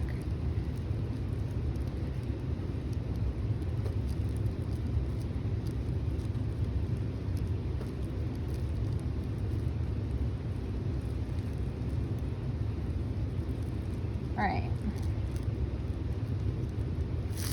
Now I'm just gonna kind of press everything down, kind of flatten it down because we're getting ready to stop working with this resin. We want it nice and flat. Hopefully it's on the camera. Running out of time, so I'm trying to just get it done. Make sure it's not too high where it's gonna be sticking out. Nothing's gonna be sticking out of the bottom, which we have a little space. I'm not gonna put any more in because obviously we don't have time, and we wanna leave a little bit of space just because, see how like some of these metal pieces are close to the surface? When you're using just aluminum, that won't really be an issue, but still you want to leave a little bit of a space and then do just a clear layer. I think that's just what I do. I just do a tiny little clear layer on the bottom just to make sure everything's smooth and covered and good. You know what, when you're doing it with aluminum powder, you probably just only aluminum powder, you probably really could get away without doing one last layer because it's just going to be so flat because it's aluminum powder, you know. All right, so all these are nice and flat. They're all flattened out. You can see it's a nice smooth surface. There's just like a piece right there of metal sticking out, but it's not a big deal because we're in a little bit right there sticking out. There's some little pieces of metal, but that's good because we packed it full. But there's enough room for us to do a tiny little layer, and that's gonna be perfect. Same thing here. There's some pieces of metal sticking out. Fantastic. We packed the metal in. One more layer is all we'll need. So I'm going to now just go ding that 432 Hertz. Let these cure, and then we'll come back and do our final layer in a little while. Oh, and just saying, this is how I check if my crystals, this was the crystal that was so close to the top that I was like, huh, is this good? And I forgot to show you, this is how you can check. You just take your little stick and you rub it like this, and as long as it doesn't hit the crystal, it should be good. Sometimes it's borderline. You know, I'm looking right here. See, you could tell when I did this earlier, but I think I forgot to film it. So I'm just showing you now that that's how you can tell if your crystal's gonna stick up too high. So you kind of, you know, so it's good. So it's good. So just one last final thought is that another thing to think about is making sure that your surface that you're working on is mostly level so that when it's curing, if it was lopsided and it wasn't level, it could, you know, some of the resin would maybe be too much, you know what I'm saying? Like, let's say it was tilted like this, tilted this way, then your resin would start to come forward and it would be lopsided. So you want to just make sure it's a level area that you're working on too. So the reason why I say that is because I had it pushed forward so I could work on it easier with the camera, but then I noticed it was kind of like most of the resin was coming toward me, so I pushed them back because it's more level that way. So I'm just putting that out there too to think about that. So I had my tea down here, and this is why aluminum powder is very dangerous, and I don't like working with it, but I have to, and it's better to do it outside, but right now it's cold out and I can't do it outside. But I'm gonna have to come down here and clean everything after because there's aluminum dust now everywhere. It even got in my tea. Now I have to throw my tea out. Good thing I already drank this tea once, but before I came down here, I just wanted something warm, so I just poured warm water over my tea packet that I already used. because I wanted something warm, but I was obviously busy. I couldn't drink it. So I come over here and I'm about to drink it and I'm like, oh yeah, the aluminum powder's in my drink. Okay. I can't be drinking this now. So I'm just putting it out there. There really is exposure to poison here. Good thing I know how to detox heavy metals. I'm going to be doing that today. More like I'm going to be doing it for a few days, like a week after I do this, just in case. Just because I had to do it inside and I know I'm being exposed a little bit. I had this particulate mask on, which I'm going to take upstairs with me now because I don't want it to be down here. Like, I'm trying to keep the inside of it clean so that it doesn't get aluminum in it. But still, it's exposure, so be aware of this. That's why you might decide to not work with aluminum powder, and you might just want to do fine metal shavings because of this. Because for instance, like the steel shavings that I have here, they're very fine. These are like a powder, these steel shavings. But they're not they're heavy and they don't float in the air like the aluminum. So people might want to do something like this. This is the type of stuff, those little toys that those kids have where they have the magnets and they draw with the magnets. This is the same stuff. It's like a sand, but it's heavy and it does not do what the aluminum does. The aluminum is like fluttering all throughout the frickin' room. And I'm like, God damn, gotta clear this area out after. I'm gonna open the garage doors when the Orgone's done curing, and I'm gonna come down here and spray everything down and clean everything because I just can't have aluminum powder in my living environment, even though it's down in the garage, but still, I don't want it. Just putting that out there. So I just remembered I was doing yoga. I took a break to do some yoga, let this dry, but then I was like, oh my God, I forgot. I wanted to put some of this steel in, and we have enough room for me to feel comfortable, but I have to be careful not to put too much. So we're just gonna do a very light little sprinkle just to get some steel in there too. I feel like that's awesome. Because I wanted to show you what the steel was all about. Oh, we're gonna put some over here too. Just a light little bit. Since we don't have a lot of room. But this should be fine because it's so powdery. You can see it's very powdery. This would make a super powerful tower buster too. If you used all this, it's just definitely more expensive than the aluminum. I'm going toward the back more because it is a little bit like less full in the back. So it should be safer to put it back there. But, because this is a little lopsided no matter what, but it's not a huge deal. When it's like that, you know. Maybe when I do the next pour, I'll just turn them around and see if that evens it out. But yeah, we'll put a little bit extra in. This is probably not going to sink in or anything like that, but there's enough room where I'm comfortable doing this, and it's going to the next layer is going to cover it. But yeah, I just wanted to show you what the with the magnetic powder. This steel or iron powder, and it's magnetic. Like I said, I feel like it adds a cool property to it. Also, it might be better for people who are worried about working with aluminum because I don't know if you can see, but it's much heavier than aluminum, and none of it, I don't ever see it floating up in the air. Maybe there could be little microscopic particles that are floating up in the air that I don't really see too much, but like you're not gonna be risking the same levels of inhalation compared to the aluminum powder. That's much more dangerous in my opinion. So I'm just putting that out there. So yeah. Just to give you an idea of how hard it is already. It is starting to harden, but I'm just gonna, yeah, see, it would never sink in. It's all starting to harden, which is good. But I just wanted to put a little bit of steel in. And also this brings up another false teaching when it comes to Orgone. Some people say you can't mix metals. I don't know. Like, in my opinion, that's not the truth because my Orgones seem to be effective and I've always mixed metals. I don't mix the metals like, you know, I don't do too much mixing of metals, but a little bit. I'm not a stranger to it completely. Like, some people even say, one guy was saying, you can't even have, like, if you do all copper, you need your copper to come from the same mine and the same piece of copper. I was like, that is so not true.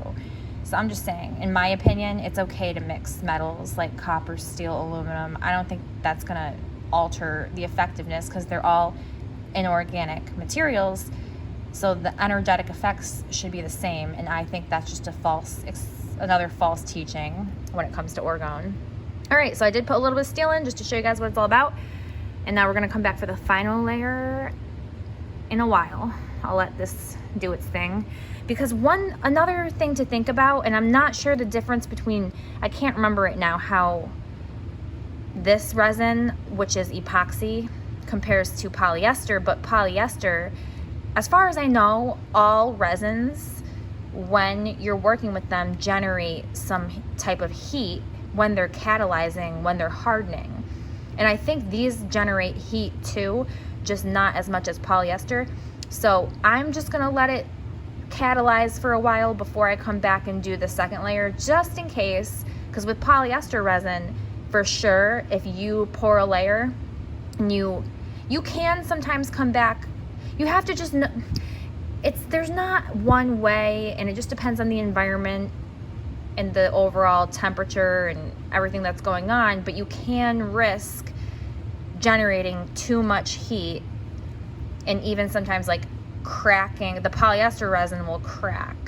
So I'm not really sure about the epoxy. I forget right now off the top of my head, but just because this is just how I do it, I'm just gonna take a little break, let it do its thing for a while, and then I'll come back after I'm done. I'm gonna go finish my workout because I just did yoga, and I'm gonna do the other half of my workout, or it's not the half, the rest of my workout. But and then I'll be back after I shower and do everything else I gotta do, and then I'll come finish it because I want to get these done as soon as I can, but I want to wait just a little bit to give this layer some time to do its thing. All right, moving on. All right, so let's check the Orgone out.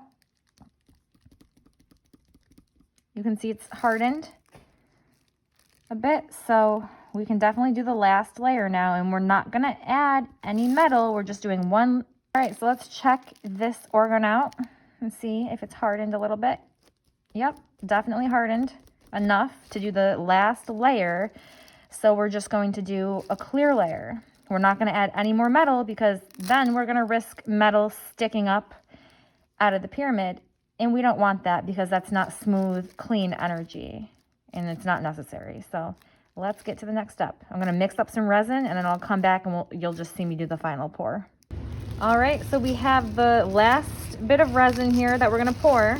Hopefully last, as long as it covers everything, because the resin does shrink as it cures. Oh, that was a little off center because I'm looking at my phone and I'm thinking that I'm like gonna get it all right. All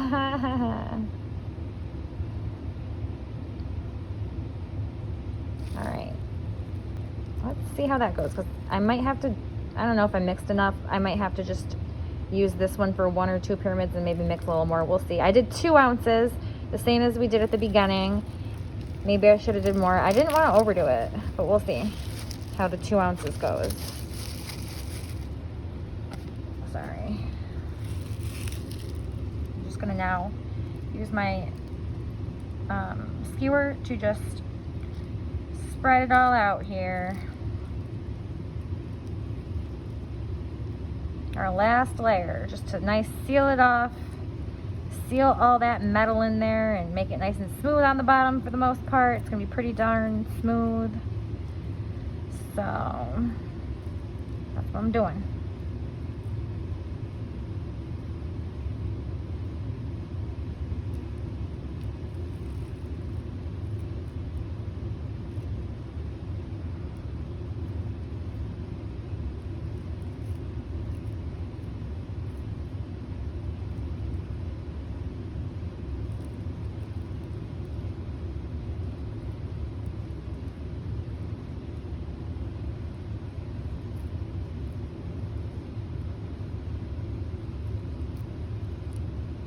All right, now I'm just gonna take a closer look at it.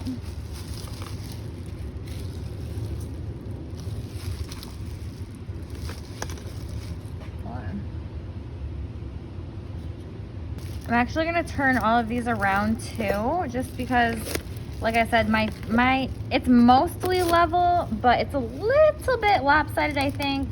So just to even it out on the last pour, I think I'm just gonna turn them around. I don't really know if that matters, but I'm doing it. Usually, I never really notice if I don't do this, but I'm just doing it. Okay, so I think I'm just gonna do a little bit more on this one because I just wanna make sure that that tall crystal is gonna be covered, you know, completely. So we're gonna go a little hard with this one, heavy. And I think I'm gonna end up having to do more, but it's nice to see how much you can do. You wouldn't think it was that much, like 2 ounces just to fill up that bottom of the pyramid, like I told you. They take more. All right, so that's pretty good. Now you can tell that that's underneath the water. I can just tell. It's harder to see on the phone, but when I'm looking at it, I'm like, oh yeah, that's underneath the resin. So now the other ones, they just need littler layers, so we'll see how it goes. This one might just be enough for this one, and then I'll mix another ounce for the last pyramid. So it looks like I needed 3 ounces to finish these ones off. But I only poured 2 ounces, so I'll just have to do the last ounce by itself, and that is totally fine. It'll just be a 1/2 ounce and a 1/2 ounce of each, of course. All right, so you get the gist. To do this a little quicker, I'm going to turn my phone off while I just use my, I'm going to scrape the rest of the resin out because I need 2 hands. And then I'm just going to use my little skewer to smooth it out. And then I am going to measure out my last ounce of resin and pour the last pyramid. So I was actually doing my last pour, and then I just used this, the mixing stick, to, you know, even out all of the resin in there. And then I was thinking, I was like, you know what? People might even be able to just not buy those skewers. If you want to save money, just not that it's that much money. Those skewers, they're cheap. So you could just buy them, because I really like the skewers, because when you're poking, remember when we were poking down and like getting all the air bubbles out? I kind of like the skewers for that because they're so tiny and thin, and you can kind of like get in there, and like, I just think it's better for that. But really the skewers were more important for when I was making the more beautiful Orgone, because those crystals, you know, they're on display, and I have to, you know, manipulate them very carefully and display them very carefully. So those skewers came in handy for that.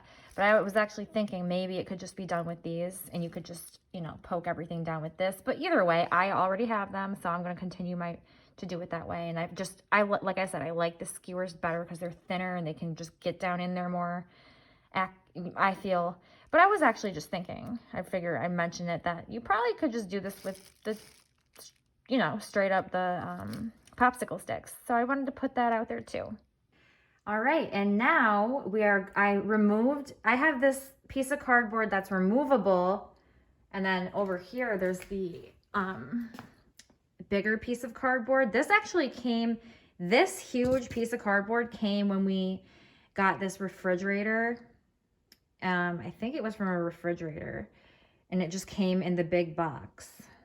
So that's what that's from, and I really love it. It's worked for years and years, and I just have a piece of cardboard right over here, and I can change this whenever I want. It's been a while. I don't know if I've ever changed it, but I can if I want to. It doesn't really matter if it looks like crap, because it's for this, you know, it's for making Orgone. It's supposed to get messy. So I'm just saying though, it's just nice to have a removable piece, because now, like, I have that huge piece over there that kind of protects the whole area. And then this little piece, you know what I'm saying, that you can remove and then put these wherever you want. Like, so I could bring them outside if it was nice weather, but now I just want to, and I also have a place where I hang this outside, this 432 Hertz, I hang that outside too. But it's not nice weather. It's actually snowing out. It's super cold. So we're just going to keep them here, and we're just going to, whenever I think of it, I'm just going to come down here and ding them. You know, I'm going to check on them in a little bit, see if they're hardening up, which I'm sure they will. If they don't, I would be pretty pissed. But you know, I like to check on them, and I'll just ding them whenever I'm walking by or whatever. And I'll keep doing that while they're curing for the next 72 hours. Actually, just to say, it might not take 72 hours. That's just what they say. They say it can take up to 72 hours to cure completely. But usually within 24 hours, they're going to be completely hardened to the point where I take them out. But I think they just write that on the bottle because depending on the environment, it maybe could take longer. But for me, it usually just takes 1 day and that's it. So yeah, let's do a little more 432 hertz. Oh, and then the other thing. All right, we'll see if I can get myself on video clearly here doing this, but I also sometimes bless the Orgone, which is optional, of course, but I just want to show you guys what I mean by that. Like we saw when I introduced you to Ken, our chakra points along our spine are actually areas where superconductive minerals accumulate in those areas of the spine. So I'm going to use, I've been doing this for years. I know I'm a powerful ass witch, okay? My chakras are full of those ormus minerals that Ken talks about. So I'm going to use my power here to bless these things and make them even more powerful.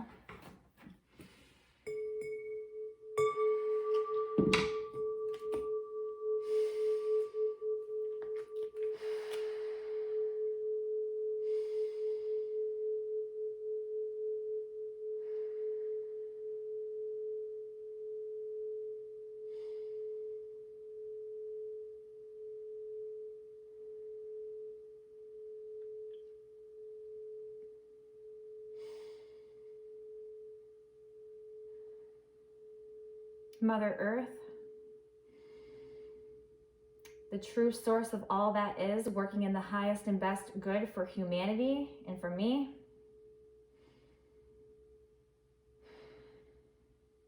Please bless these Orgones with being super fucking badass and scalar wave vortexing all that geoengineering and any pollution that these Nazi cunts put out there.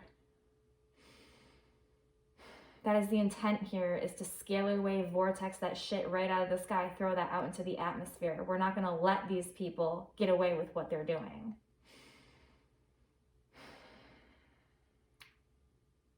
All right, and so it is done.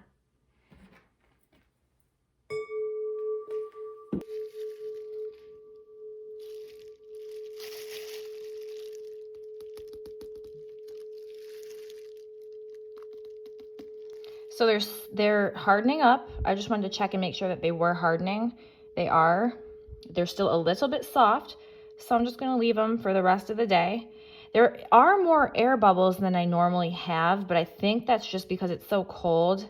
I don't normally make Orgone during the winter so much. I wait till spring and summer and maybe early fall. But the air bubbles are not going to make the Orgone, like, it's not going to reduce their function.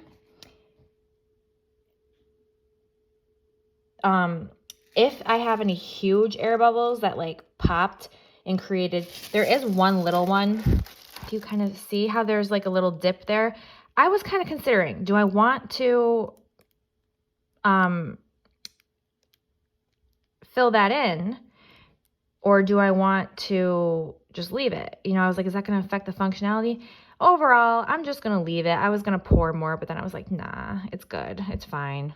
It's just a little annoying because I'm like a perfectionist. So normally they come out perfect, but you know, I guess this is just an example in the video that you don't have to be perfect, but if you're doing it in a proper temperature, I think normally I don't have these air bubbles. So I'm like, oh, that must be why. Because normally when you pour the resin in, there could be some air bubbles, but like I said, there's those little mini torch lighters that you can use to pop the bubbles, which I don't have one right now. And then also normally if I just leave it there, all the bubbles will just come to the surface and pop. But I think because it's just so cold down here, because it's like winter, and you know, I have nowhere else to do it. I can't go outside. There's nowhere else. Like, I'm not bringing this in the house to off-gas poison in my house. You know what I mean? So I just did what I had to do. And they're going to be good, though. They're going to work. But I'm just saying, like, the air bubbles, you guys hopefully will have less air bubbles. But if you do, you'll just have to try better next time. And just to give you an idea of what they look like underneath while they're curing, It's hardened enough for me to be able to turn it upside down now. All right, so we're just gonna do some more 432 hertz here. And I'll be doing this just throughout the day. And they're just gonna continue to harden until they're totally rock solid when I tap them. All right, so we are going to check on the Orgone now. Let's see. There are a little, oh, wait, let me zoom in.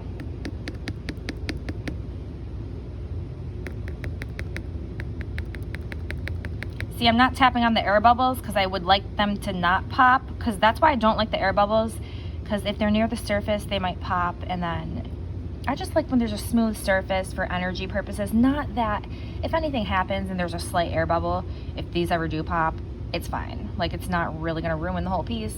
But I like this one better. This one didn't have as much air bubbles because that was the third one that I mixed the 1 ounce last, because we ended up needing 3 ounces for the last pour, if you remember. But yeah, they're done. Nice and hard now, so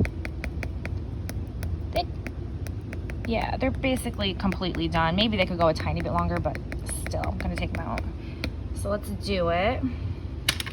It's pretty annoying usually. I have to do it with 2 hands, definitely. All right, so I'm gonna do my best to capture myself on video busting these Orgones out of the pyramid. We have the mold release, but even with the mold release, it's gonna be a little hard. I have to do this two-handed, so let's see if I can catch it on video and give you guys a good idea. All right, so basically, I'm gonna try to make sure we're on video here.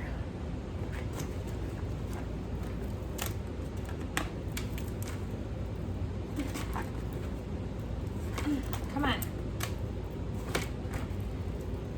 I just have to rotate it and press down and, ooh, ooh, ooh, ooh, got my wrist for once. This normally doesn't happen.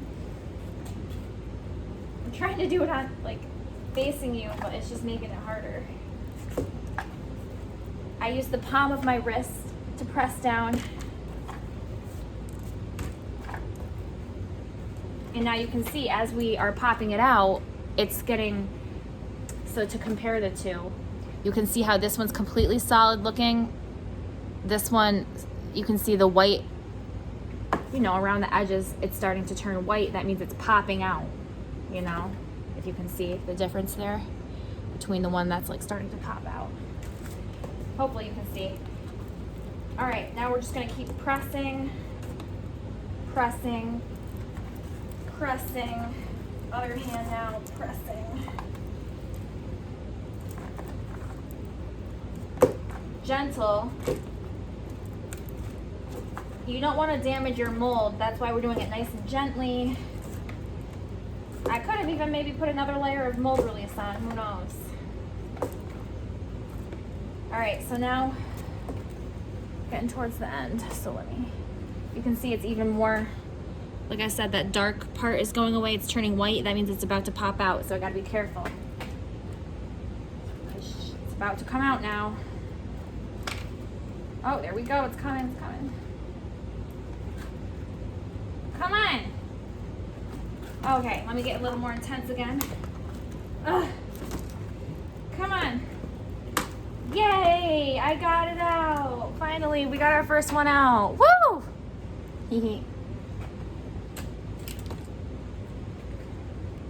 All right, now we're getting our second pyramid out. Oh, this one's coming out much easier, thank goodness. I'm kind of going with the corners. I was pressing gently on the corners, but if you press too hard on the corners, you're gonna ruin your mold, you know? You could press your mold too much and then it turns it like inside out, kind of. Oh, see, I kind of almost did it a little bit where I bent it. I kind of bent it a little bit. Because if you press the mold too hard, then you bend the edges and you could ruin your mold, so you gotta be careful. But yeah, we just got our second pyramid out. Oops, I'm getting the aluminum powder on me. I'll have to wash my hands. And I'll have to wash the Orgone after because they're getting aluminum powder on them too now. All right, our last one coming out now. Just see how I'm gently pressing and turning it. letting a little come off each side. Oh, there we go. See, these last two are much easier. Much easier. I love it. All right, you can see we got all three of them out. It wasn't so bad. All right, so here's our final product, our Orgone Tower Buster Pyramids. And yeah, you can see the selenite looks pretty awesome. There are some more air bubbles than I expected, but that's fine. It doesn't make it less functional. Yeah, these are what they are.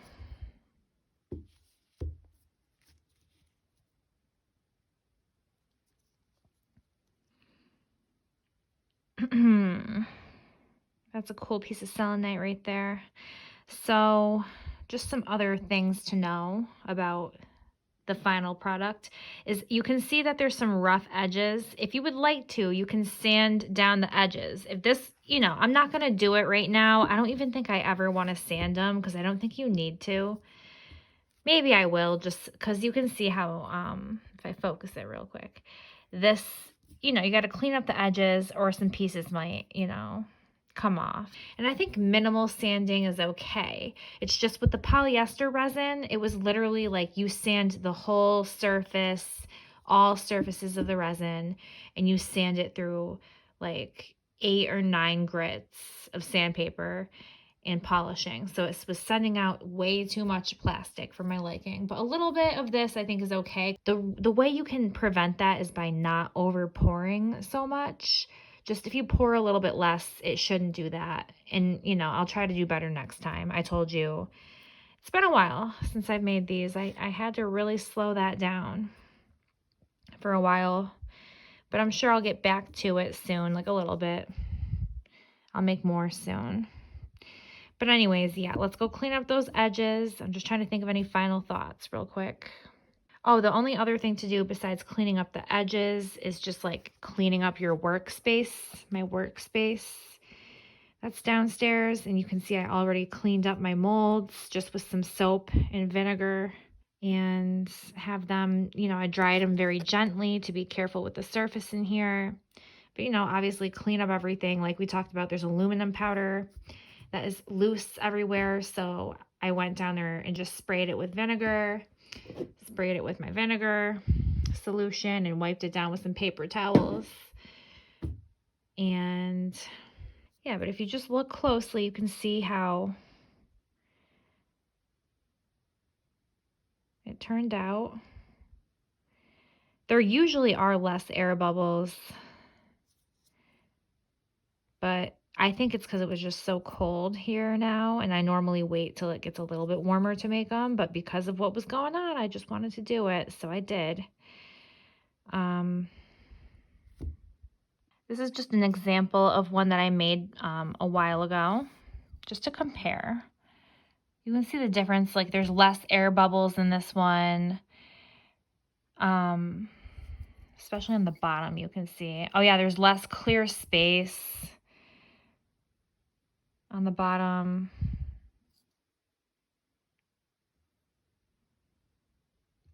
A little bit different each time, but it's not a big deal. And if you want to clean up the edges, this one has a little bit more clean of edges. I can't remember if I did sand this one or not, but if you want to clean up some of these edges here, you can just take a piece of sandpaper, like maybe 80 grit. It could be 80 grit or 150 grit. It could even be probably 400 grit sandpaper. You could use a variety of types of sandpaper, grits, which is like how, I don't even know what it is, like how coarse they are, I guess. I don't know how you would say it. And then, if this was the sandpaper, you just rub it along the edge of the sandpaper and clean up the edges, So you can do that if you would like. And then, yeah, that's basically it. And this is the finished product, ready to go. Scalar wave vortex, some Nazi poison. All right, so thank you guys for watching. I hope you enjoyed the video. Definitely don't forget to like, share, subscribe, all the good stuff. Do all that. If you'd like to support my work, you can feel free to tip your witch if you'd like. I have a donate button down below where you can send me a little tip if you find value in my videos and you'd like to support my work. And the other great way to support my work would be to work with me one-on-one. I actually have a link down below, my Calendly link down below, where you can schedule a meeting with me. We'll meet up, chat about your current situation, what you're working on, see if we're a good fit to work with each other. I can give you all the details about my year-long program that I offer, because I only work with people. Right now I'm only doing a year, because I want people who are serious about their health and really want to make some serious changes. So we're doing a year-long program. So if you're interested in that, what have you got to lose? We can meet up and just chat about, the details of my program and see if we're a good fit and if we want to work with each other, work together on your health goals. So yeah, if you are interested in working with me one-on-one, then that link is going to be down below. All right, and that is all for today, witches and warlocks. Thank you for being here, and I'll see you in the next video.